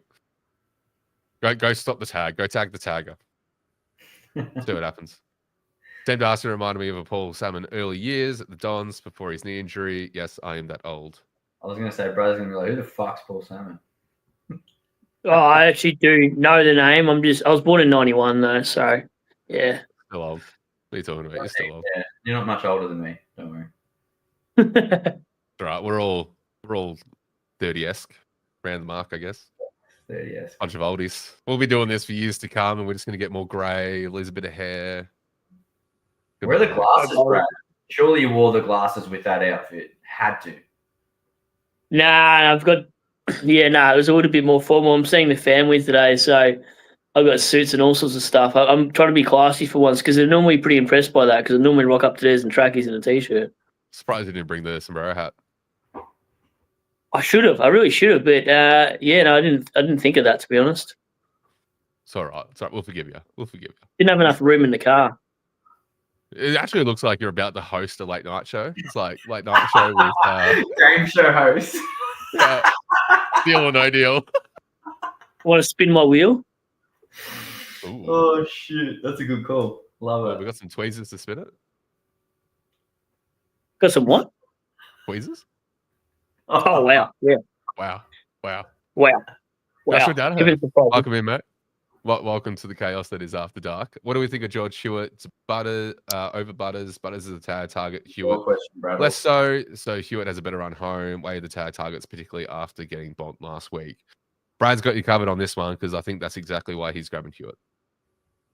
I'm grabbing him because he's got the fourth easiest fixture for inside mids as comparison to Port Adelaide. It's got about the 10th or 11th.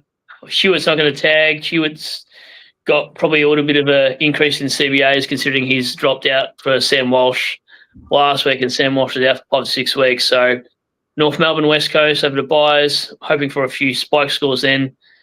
Antipod, Bonds and Butters for the rest of the season. Just because I'm in the top 1%, I've got to have some sort of pod to win it. And if I just go everyone's same pick, I can't win the fucking thing. So probably more to do with where I'm sitting with my side. But if I'm picking Butters and Hewitt from outside the top 5K, I'm probably just going Butters. Yeah. And not trying to anti-pod. I'm trying to anti-pod to either finish first or 500. That's my issue. Yeah, and that's what I mean. Is like at some points in ranks, you need to act a little bit differently than how you would for the rest of the comp, just because you need to really be looking at the other teams around your mark to work out points of difference on where you can get an edge. And that's just how it goes. Sometimes that will dictate your trades more than some other things that would dictate trades for the rest of the comp. So good shout. Good to keep in mind. Saga. Crazy you can trade Fonte and Pedlar for Mills and McCarthy and have cash left over. Sure can. Fonte's been a good one too. Very unlikely little good rookie that some picked up. Never trusting a wooden spoon contend with 4 players in my team ever again. Yeah, probably not. I'm probably not doing it. There's probably a lot of notes. What did Zorko and Merritt score tonight? Because I remember a few people complaining about. This is not shots at actually my fave here, Josh, about Zorko. But fuck me, the amount of Zorko and fucking Merritt questions I got this week, and we've seen in the chats that people go, "Oh, I'm gonna fucking trade these guys out." Now, it's different if you're trying to get cash generation from them and use the cash elsewhere. But man, times you see people consistently sideways and then wonder why they can only afford an F6 for fucking Caleb. What is his name? Fucking Brett Daniels or something like that is beyond me. So I think, like, if you're left with 2 trades or 1 trade and you're fully upgraded, you then question, okay, what did I do wrong this season? And last season, I looked at my season. All I did for the last 2.5, 3 years is sideways primos. So I think lesson learned is if you actually want to finish with 6 trades in a fully, quote unquote, upgraded side, which is, Mills at D5 and Roberts at D6 potentially, you got to look at, all right, why do I keep sideways in these guys and why aren't I getting rookies off the field first? So, yeah, I definitely posted something today just to get the fishing rod out, and I haven't got any responses back yet. But anyway. Yeah. Now, Zorko did a 123, which I expected him to. I again, as you said, I traded out Zorko for 2 reasons, and 2 reasons only. Not because I trusted him to bounce back in some way or form. I didn't have an issue with his form or role. I traded him for 2 reasons. 1, I was stacked in that round 16 buy, needed to do something. 2, I needed to open up cash for the rest of the season, and I'm doing that through Zorko and Gorn. Do I like doing that? Absolutely not. I think it's shocking that I've even had to consider doing it, but it's what I have to do to get to a better overall team structure. Not happy about it, but I've accepted my fate. I knew Zorko would go decent. I hoped Kircher would get around the mark of at least a ton. Didn't happen. Shit happens. Just how it is. Yep, no, I agree. Especially for the Gorn play, that makes sense as well. Like, he's 700k just about. So as you guys were saying before, he's got a bit of a harder fixture. That makes sense because you can turn 700k Gorn and a 300k rookie into 2 500k primos. Or, upgraded your team going, Zorko down to Mills next week or something like that would have made a little bit more sense. But the issue with some of these questionable guys at 400k too is maybe only half of them pop off this week and next, but maybe only 20% of those guys actually hold that scoring pattern, and you're just going to pick the right one. And it's so hard. We get all these popular picks every week, and it's almost like you can go with the crowd, but it's almost like the Ben Keys factor or the Doherty factor give me a little bit more confidence than maybe the McKercher types or maybe the Bergman types. But it's always hard when you're picking a mid-pricer because guaranteed you're going to pick the fucking wrong one too. Yeah. I mean, we saw that with, like, at the start of the season, your Marek versus Humpty. Yeah. Yep. Spot on. It's just one of those things. My only catch for this week is, I could have, as you just said, I could have held Zorko and traded him next week down to Mills. Yep. I'm hoping that my move, because it would have been a Kirch and Zorko or a Kirch and TDK. So all I need to win is TDK to outscore Zorko, and I'm plus points, essentially. As long as that happens, I'm Gucci. Or if they get around the mark, it's a net, the equal caviar. So it's whatever. Anyway, we're getting fucking sidetracked. There's heaps of questions. Jane, who would you go between the Horny Man and Sam Darcy? Both will be 420 odd in 2 weeks. Ghosty, who you targeting out of these two? Both good picks, like we said. Sam Darcy's a freak, and he's got the Marvel run, so he can have some big scores. But I'd probably go JHF just because I think he's done it a bit more consistently, and you sort of know what you're going to get. He is up and down as well, but all it takes is one's coming off a hammy, one's coming off a knee. You don't know if they can get injured again. So I would go JHF, but I love. I don't pick key forwards. If I was going to pick a key forward, I'd pick fucking Sam Darcy for sure. Yeah. No, I tend to agree. I think the ceiling of the Horny Man's probably greater than Darcy. Like, Darcy would absolutely have to kick a bag and a half to probably get a ceiling without scaling to catch Horny Man. Both have injury concerns, so it's an equal playing field there, but I'm probably got Horny Man just ahead. Also, what about you, Spiffy Pro? I was just going to say also, if the Dogs get pumped and it's not going down there as much, like it probably won't get, there's probably no game they're going to really get pumped, but if they are on a losing end of things, that might also be a bit different. Whereas if Horn Francis is playing forward and mid, he's at least around the ball a bit more. But that's a minor thing too. Like they're both good. They're pretty even, to be honest. I agree. What do you reckon, Brad?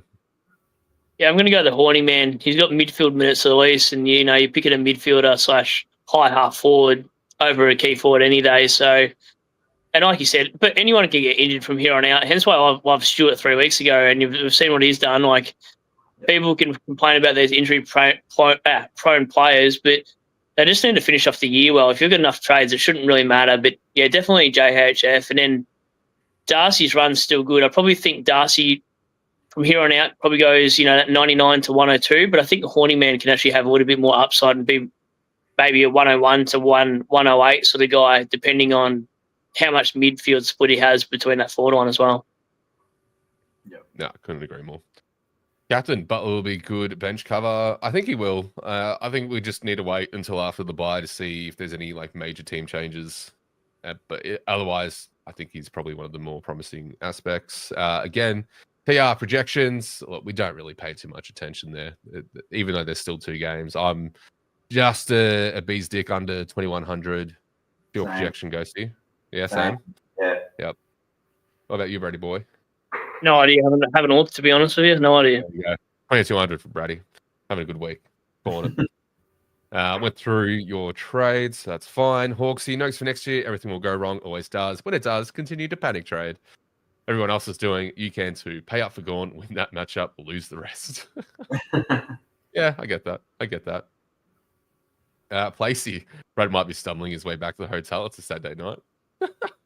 I don't really drink much, so if anything, I would have been blazed, but now I'm all right. There you go. See, he got himself all fresh, all spiffy, just for after dark, guys. Mm-hmm. What a legend. Keen to finish my team with Darcy at F6 and Mills at Flex in the next 2 weeks. I think a fair few people will be looking at the same. Yep. Peter, welcome in, mate. I'm in Rome. Can't believe Baz 41 for only 114 is my VC. Did he butcher the ball? Yes, he's a butcher. This is probably the catch with Baz is that if he wasn't, he would be getting 150s just for stepping on the field at this point. Like, it's ridiculous. But also awesome that you tuned in from Rome, out of all places. You're England and Rome tonight. We're international. We are. Yeah, we've gone international, Brad. That's what you missed. Yeah, I noticed on a couple of mine, I've seen the same guy. So yeah, it's pretty crazy to think that they're on the other side of the world watching us three. I like it. X, I swear you have like 80 trades. He does. X talks like he has unlimited trades. Great. Supercoach Locke, another legend of the community, also makes content. If you're not known to him, make sure you go say hi, go give his channel a sub and like his videos, all that fun stuff. Does some ripper stuff. Paid $640 for Bont. He probably won't be in my best 18 this week. Fuck. That's rough. Yeah. Just how it goes sometimes. BCR reckons you've been in court today. It wouldn't be my first time, but geez, okay. I still like the game show host. Fucking love it. I got some canvas skills I can put together and make that a reality. Clayton, thanks for the shout out, legend. Love listening to the pod each week and hanging out. Keep up the awesome work. 2K subs inbound. Oh, thanks, mate. You're a legend, absolute legend, who also wanted an intro, and then I released the little YouTube trailer thing just for shits and gigs. So we'll keep making some really clunky, permanently sketchy intros just for the fun of it, really. Broads. I love how he's got Mr. Beans there. Hey, Rookie, hope your weekend is going well, mate. Back to yourself. Pleasure sitting watching After Dark. 1866 with TDK, Butters, Shera, Track, and Hewitt to play out. Should I get Naz in next week to finalise the team with Johnson at flex? Firstly, that's a good score. Probably going to hit a really nice mark by end of week, so good job on that. Don't mind Johnson at flex for now. I think he's definitely solidified a spot until the big boys come back. Will be interesting to see what happens when Redmond and Ridley and all that come back into the team. Do we like Naz as an option to finish the team, lads? What do you reckon, Brad? Yeah, hell yeah. I'd get naked for him. Yep, 100%. Mate, that's not anything that means nothing because you'd get naked for no reason. What are you talking about? Yeah, true. I reckon it's a great shout. I think he goes about 110 from here on out with the Marvel run. He's 527k next week. And yeah, it takes out kickouts with Sinclair. So yeah, nothing wrong with him at all. He's a perfect D6. He'll probably turn into your D2 anyway. Yeah, I like the Naz pick. What about you, Ghosty? I brought him in this week. Was very happy with the score. He was butchering it early, like I said, and I was like, fuck, he kicked one out in the full. We had no pressure on him and shit. But third quarter, he disappeared a little bit, and I was like, what's going on? Fucking Ross threw him forward, and I'm like, I was raging it, ready to go nuts, and then he swooped in, snapped a goal, and then the next quarter he was back in his back line. So even if he does get put forward for a bit, which I don't know why you put your best player forward when you can't even get the ball to him. But yeah, I love the pick. Like Brad said, he should score very well for the. He could have got a 150 if he kicked accurately early as well. So I think he had 8 turnovers and like 2 of them were goals or 3 of them were direct goals. So yeah, good pick, solid, good roll, like him. No, totally agree with what the boys are saying. I actually think we'll see a proper ceiling score from him this season. That DE's gotten a little bit better, and if he's got the opportunity to kick goals, if he has one game where he ties it all together, like just a better DE, snags a goal or 2, like we're finally going to see that spike score that we've been begging for seasons. But just with the Johnson as flex thing, I really think if you can do what you're doing, Rook, and see if you can break down a player like a Gorn or someone that's got cash on their head and try and get, rather than have Gorn and a rookie, do what Brad said, get a couple of those value options and not have a rookie as your flex, if you can. If you're stuck with a rookie no matter what, Johnson isn't too bad at the moment, but we've seen rookies inconsistent. And yeah, I'm having Mills at flex for that very reason. I don't need to. I can have a rook, but I think it's worth the trade to get that potential and no subs and no team sheet bullshit involved. Yeah, you're trading the captain of the team. Let's be honest. Like, there's really nothing else but an injury cloud. So, what could go wrong? I say that everything could go wrong. DJ, yes, Brad looking so sharp. Look out, ladies. Oof. Look out, grandmas. Oh, he's making himself a tea. He's What do changed. you? What do I a go for? comparison. He's gone from looking Solos. spiffy, hard solos, to looking spiffy as hell and having T2 past midnight. Who are you? Well, I can take you out to dinner, or I can take you out to the trailer park. Just depends which one you want. I thought that was a condom when I first saw it, so I was like, "What's he doing?" No. This would be. He doesn't use I those. use garbage. I use garbage bags. Jesus. Rookie's right. I don't use them. That's why. Anyway, don't get me started. Rose, big Shattered Noel, bounce back game, 4 snaggers. Yeah, I only scored a 70 odd though. Yeah, true. Yep. Yeah, Bred's going to sue probably the garbage bag company because they didn't work. Placey chucked the $10 on North to win during the start of the fourth at 19 on live bet. Would have won 190 if North got over the line. Unfortunate. What the heck, Jason? Your profile picture sort of looks like this oddly dressed fellow who joined the stream. What the hell? It's a comparison. He's talking about Jason's photo of you. It's just literally a comparison. You just updated it. Hey, Jason, get this one. That's great. Oh, man, that's so good. That is so good. You know what? That's true. This is Richmond's new lawyer. I wouldn't let anybody get off. I mean, I let him get suspended because I want to tank this year. Very true. Global's in the chat. What up, my man? Thanks for hanging out. Thanks heaps for joining the sports card group. Hey, no worries, mate. Love being a part of it. Just fanatic on collecting cards and all that fun stuff. You know the deal. DJ, yes, you've got to choose between 2 rooms. First room, Kelly Underwood, or a second room being Brad Top. I'm taking the second room. Give me Brad Topless any day of the wood. I'm not stepping inside a room with Kelly Underwood. No, neither. Wait, I'm taking Underwood, so at least... No, wait, I should take Underwood. Saget, yeah, don't take super sideways trades or we'll be stuck with Callum Daniel at F6. Yeah, we're probably still going to be stuck with him if you haven't traded him out already. Yep. Oh, we're actually catching up on bloody comments. How about that? Comments got going on. Got Sion gone. Sure, he outscored Sherry. I imagine. 140 incoming. Yeah, it should be pretty good. Still did. Now Sherry decides to be bad. Still scores a 105. Did he get? Oh, he got scaled down 3 points. There you go. It's what he was on. It's literally what he was on 3/4 time. That is such a. He did nothing the last quarter then. Yeah. Imagine. 0 point. There you go. At least in P2 in the private GDS league. There we go. There you go. Doing well, Lex. Doing well in game day squad.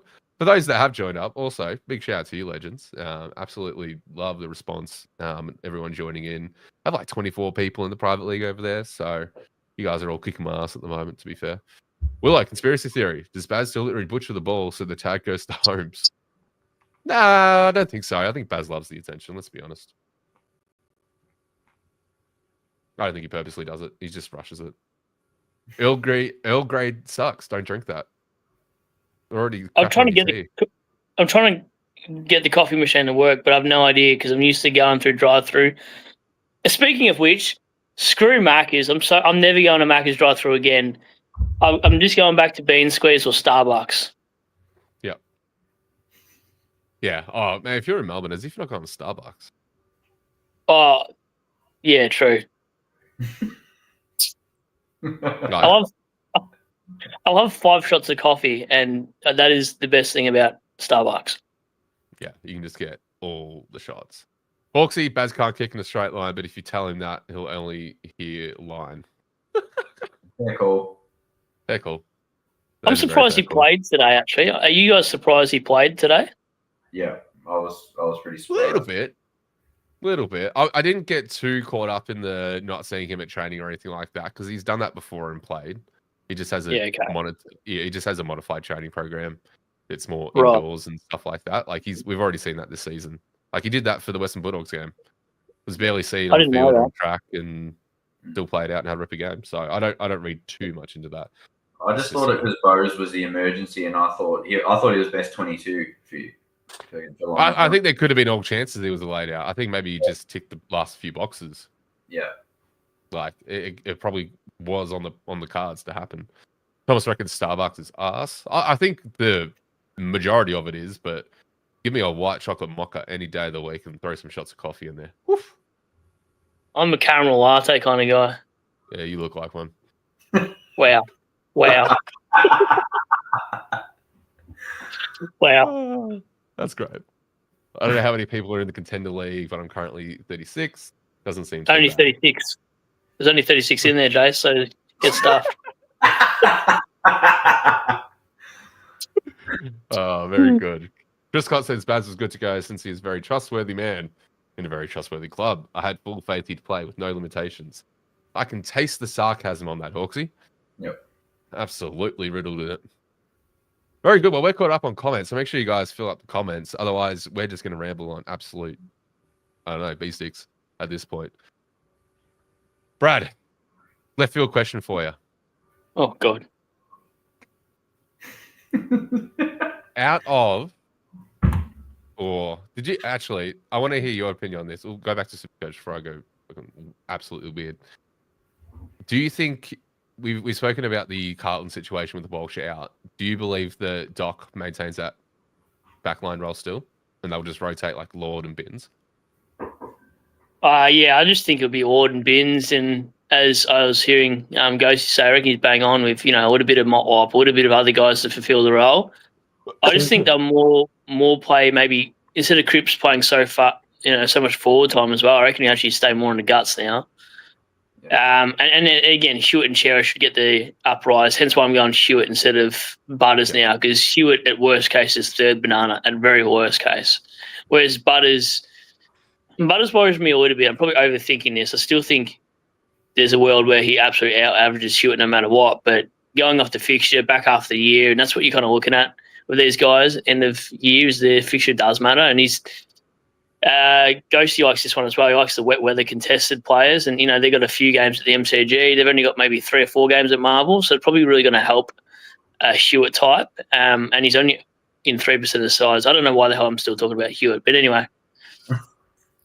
Sorry. Yeah, that's all right. That's all right. Yeah, no, that's good. That's good. It's I definitely agree. I think it'll be definitely a nice play to grab Hewitt in this week. I think that's definitely going to bump up his ceiling just a little bit more, which is nice. Do you think Carroll will be sub? We don't think he will be, given the team listed. But do you reckon there's a chance that he does start sub or get subbed off?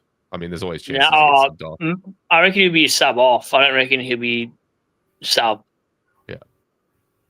I feel smart. I did a Supercoach Pro move. I was going to have Clark straight on field, but I ended up looping him with Carroll. And I'm glad I did for a 29. So, learnt from the best. Learnt from the best on how to loop. Look at the chat. Go nuts with the questions again. Sorry, Ghosty. I'm going to have to read this one out. With the Bombers eliminated from the finals, their next opportunity to win one will be in September 2026. How many days will that be since they've won a final? The answer is I don't fucking care. Yeah, that's no. I know, we cop it for this shit, but at the end, I think was 2004 the last time Bombers won a final. I can't even remember. We can't even remember. It's been 84 years. Bro, I was fucking 11. I was 11. Jesus. There you go. Hey, how come you haven't worked out your cam yet? Is there something you're not telling us? Nah, I've done. I've had a chat with Rook before. He's actually seen me. There's an actual issue with the camera. So hopefully by next week we're sorted out. And if you're gonna dress like that, I'm not fucking showing my face. Jesus. Next week Ghosty's getting webcam work, and we're gonna wear our suit jackets, and you're gonna rock up without the memo, and it's just gonna be a flip. Yeah. You probably tell me it's a Mexican stream, and I'm full on leave the mo and all, and then I've been stitched up. I've been stitched up like that at a party once, and it was awkward. Yeah, I've had that happen before. It's like, oh yeah, we're all dressing up. Then they didn't mention how, so I went suit. And then they just rocked up in like a polo and jeans. I'm like, you bastards. I'm like, They but at did least this I'll on look best. They did this on my birthday one year. They're like, yeah, we're all going as clowns. So I rocked up to my own birthday, my own house in a clown suit, and no one else did. And I'm like, what's actually on here? So yeah, that was fun. Love that. Had to John? be you as a clown. Has to be fun. Yeah. As a Yeah, clown, true. Fuck. Makes sense. Yeah. Hey, rookie coach. Hello, John. How are you, mate? Had the VC on Brayshaw, but changed it to Scary. It was looking good at 3/4 time. Now I have to decide on taking 105 or keeping the C on max. Keep the C on max. You don't take a 105 from a VC. I agree. I had the VC on max all the way through until 3 minutes before, so I feel that. Yeah. What can I was happen this close to doing Holmes, getting VC on Holmes. Ooh, that would have been a good one too. I even thought about a Baz type for that game, but I wasn't sure where the points were going to go. Yeah, Same. exactly. Thomas Thurston McKirch's game. Happy with his role. Thankfully, I traded him in last week to enjoy 144. Good week to Nice. trade him in. Well done. Yeah, we've pretty much touched on it a fair bit, but in summary, all the ingredients are there. It just couldn't be put together tonight. Just a few factors that just didn't go there. But he got 27 disposals. He had 5 out of 6 he had 6 kick-ins, played on for 5 of them. Just was at 56% DE. You know, had a couple clangers. Made money too. Made money. Like, it's not the worst pick. It's just it's only really singing and being a problem if you trade it for most. If you expected Zorko to go trash and you traded Zorko down to McKircher expecting McKircher to outscore him, and then you just got kind of a smack in reality. That's just literally it. Like, that was always going to happen. Let's be perfectly honest here. Zorko was most likely going to outscore McKircher. So just manage your expectations, peeps. Jason reckons Cripps might not be a bad trade-in now for the price, given that Walsh is out. Agreed. There you go. Cripps is one to watch. Don't mind it. Although it's... Do we know why he had a... Was he tagged last week for that 63 odd? No, he just plays shit against Essendon. Yeah, fair enough. Always. I think maybe...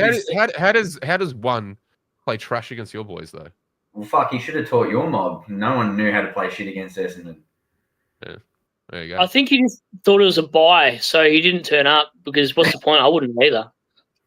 It was a training session. I reckon Setters might have gone to him and put some body on him and stuff, but yeah, no, he doesn't score well against Essendon. I don't know why. It makes no sense to me. Yeah. Well, hopefully that answered your question, Cal. But to your second one, is Real just a keeper now? I think if you grabbed him, you're stuck with him. Let's be honest. Yep. Yep. I've got him. Yeah. I don't hate it either. Like, he's been all right. He's had 415s in a row or something. I'm pretty sure. You wouldn't trade him after just if you're going to trade him out, you trade him out this week on his bye. But why would you do it after 4 tons? And he's been. I know he's up and down, but he's been a lot more consistent this year than last year. Yeah, He's good. I rate him. You just keep Real. Yeah, just keep him. No reason to trade him out. Wet weather. Wet weather. Yeah, but that's exactly. As soon as there's wet weather, it's going to be a good game. Yeah. Clayton, thoughts on grabbing Doherty for Flynn in flex or save the trade for Mills next week? Have 9 trades left. Save the trade for flex for Mills. That's what I'd do too. Bit more cash. Yeah, I mean, 9 trades is a good spot to be at. And if that's like, if you go down to 8 with that, like, you're still in a really good spot, don't get me wrong. But I think, maintaining that 9th trade for next week just makes a bit more sense. Yeah. Placey, Setterfield goes to Cripps usually. Did it last year too, I think. Oh, there you go. Answers that for me. Easy. All right, legends. We're going to wrap up in about 7 minutes. We're going to clock the 2-hour mark. I don't think we're going to go too far. Since Brady's going to... Did you end up making that tea, or were you just fiddling around? Yeah, I'll drink it a little bit later. I like it a little bit lukewarm. I don't really like to have hot things and always just in my bed. You remind me of Newcomb. That's how soft that sounded. Wow. Okay. Wow. Look, I was a back pocket anyway. I got 3 goals kicked on me in 14 matches. So, yeah, I'm definitely not Newcomb. He's probably had more touches than I've had. I don't know where I'm going with this anyway. Yeah, I was going somewhere. I wasn't sure we were going. Yeah, neither was I. I stopped myself. That's a rarity. Right. Rarity. All right, sites for Supercoach related to wrap up the stream. Brad, who have you got left to play in your team from memory? Oh, jeez, yeah. Thanks for the memory. Rosie, Hewitt, DeConning, Shearer, Max Gorn. Track. Who? I don't know. Oh, yeah, Petrarca. I don't know if I've got West Coast players anymore. Thank God I don't. Yeah, I don't know. I think I'm projected for like a 2-1, 2-2 or something crazy. But again, like you guys, I don't believe in body projected. But yeah, I've got pretty much just bona fide premiums left. Nice. No, that'll be good. What about you, Ghosty? Yeah, I'm around the 2-1 mark with projection, but like, that means dog shit. Fucking players get nowhere near it sometimes. But yeah, no, I think Rosie, I've got similar players to Brad, so I just don't have Gorn. But yeah, got Rosie, Butters, Chera, TDK, those sort of blokes track. So yeah, hopefully they all don't fucking make me want to smash the laptop like I did today. Yeah, it might be another bad day to be dryball tomorrow. Last question, we'll do this and then we'll wrap it up. Place here, so we think it'll be fine to go Gorn to TDK next week to free up cash to finish off the side. Would likely be able to get a primo at flex over Mills if I do that. I think Mills is a good flex. Yeah, I think Mills is a good flex anyway. But if you wanted to go, it depends. If that gets you to a Bond, a Butters, or whoever like that instead of a Mills, then I think you can go for it. But because I do like going to TDK to get that cash, which you're doing as well, Rook. So yeah, I think it depends. Like if you are fully upgraded and you don't need a Mills for flex spot, then yeah, sure, do it. Otherwise, if keeping Gorn and grabbing Mills next week means, like, let's just say, yes, you have Mills at flex, but you still have a Johnson on field, then if you go Gorn to Mills, that means you can realistically, in a couple of weeks, if you've got some extra cash lying around, you can then replace Johnson with another value pick, potentially. It just really depends on how you use that cash, Placey. But what do you reckon, Brad? What are your thoughts? Yeah, I've been thinking, which is actually hard for a bloke of my capacity. So I was thinking we've gone, I bought in TDK this week in flex. If I wanted to get rid of Gorn, I could put TDK as R2 with Cherry R1. Chuck Gorn's money, my bank money this week, and maybe like a half spade or someone who I reckon is a dead rookie into two, I don't know, 450 to 500k players. Or just trade Roberts and Gorn, but I'll go down to 4 trades. So I'm probably unlikely to get rid of Gorn at this stage. I probably just want to finish my side completely after this week of 6 trades left. I don't want to go to 4 trades and about, what are we, 10 weeks to go? More than that, is it? Yeah. 10 weeks? Yeah. So, yeah, I think I'd rather sit on 6 trades and not do anything sexy with Gorn in case Gorn just hits it out in the park and goes like 130 for the rest of the season and we're just reading into his fixture a little bit too much. But, yeah, I mean, people are going to need cash then, so I'm totally for that as well. But just know that there's a world where he just finishes the season going nuts because it's gone at the end of the day. Yeah, that's it. Jason, to wrap us up, Brad is more like a Kalen Daniel-sized Barry Hall instead of Nuke. That's actually a pretty fair summary. You've seen me in real life. Yeah, I'll take that. It is a pretty fair summary. I do like that. Yep. All righty, ladies and gentlemen. For those that are still here, make sure on your way out, you give the stream a like. Make sure if you haven't subbed already, go ahead and do that. Go check out Supercoach Pro at Supercoach Pro and Supercoach Pro 91 on X/Twitter. Ghosty's back. He's done well again. Back-to-back weeks. Might become a maybe not a sub risk at this point. Yep. What do you think, Ghosty? You think you're up to the challenge?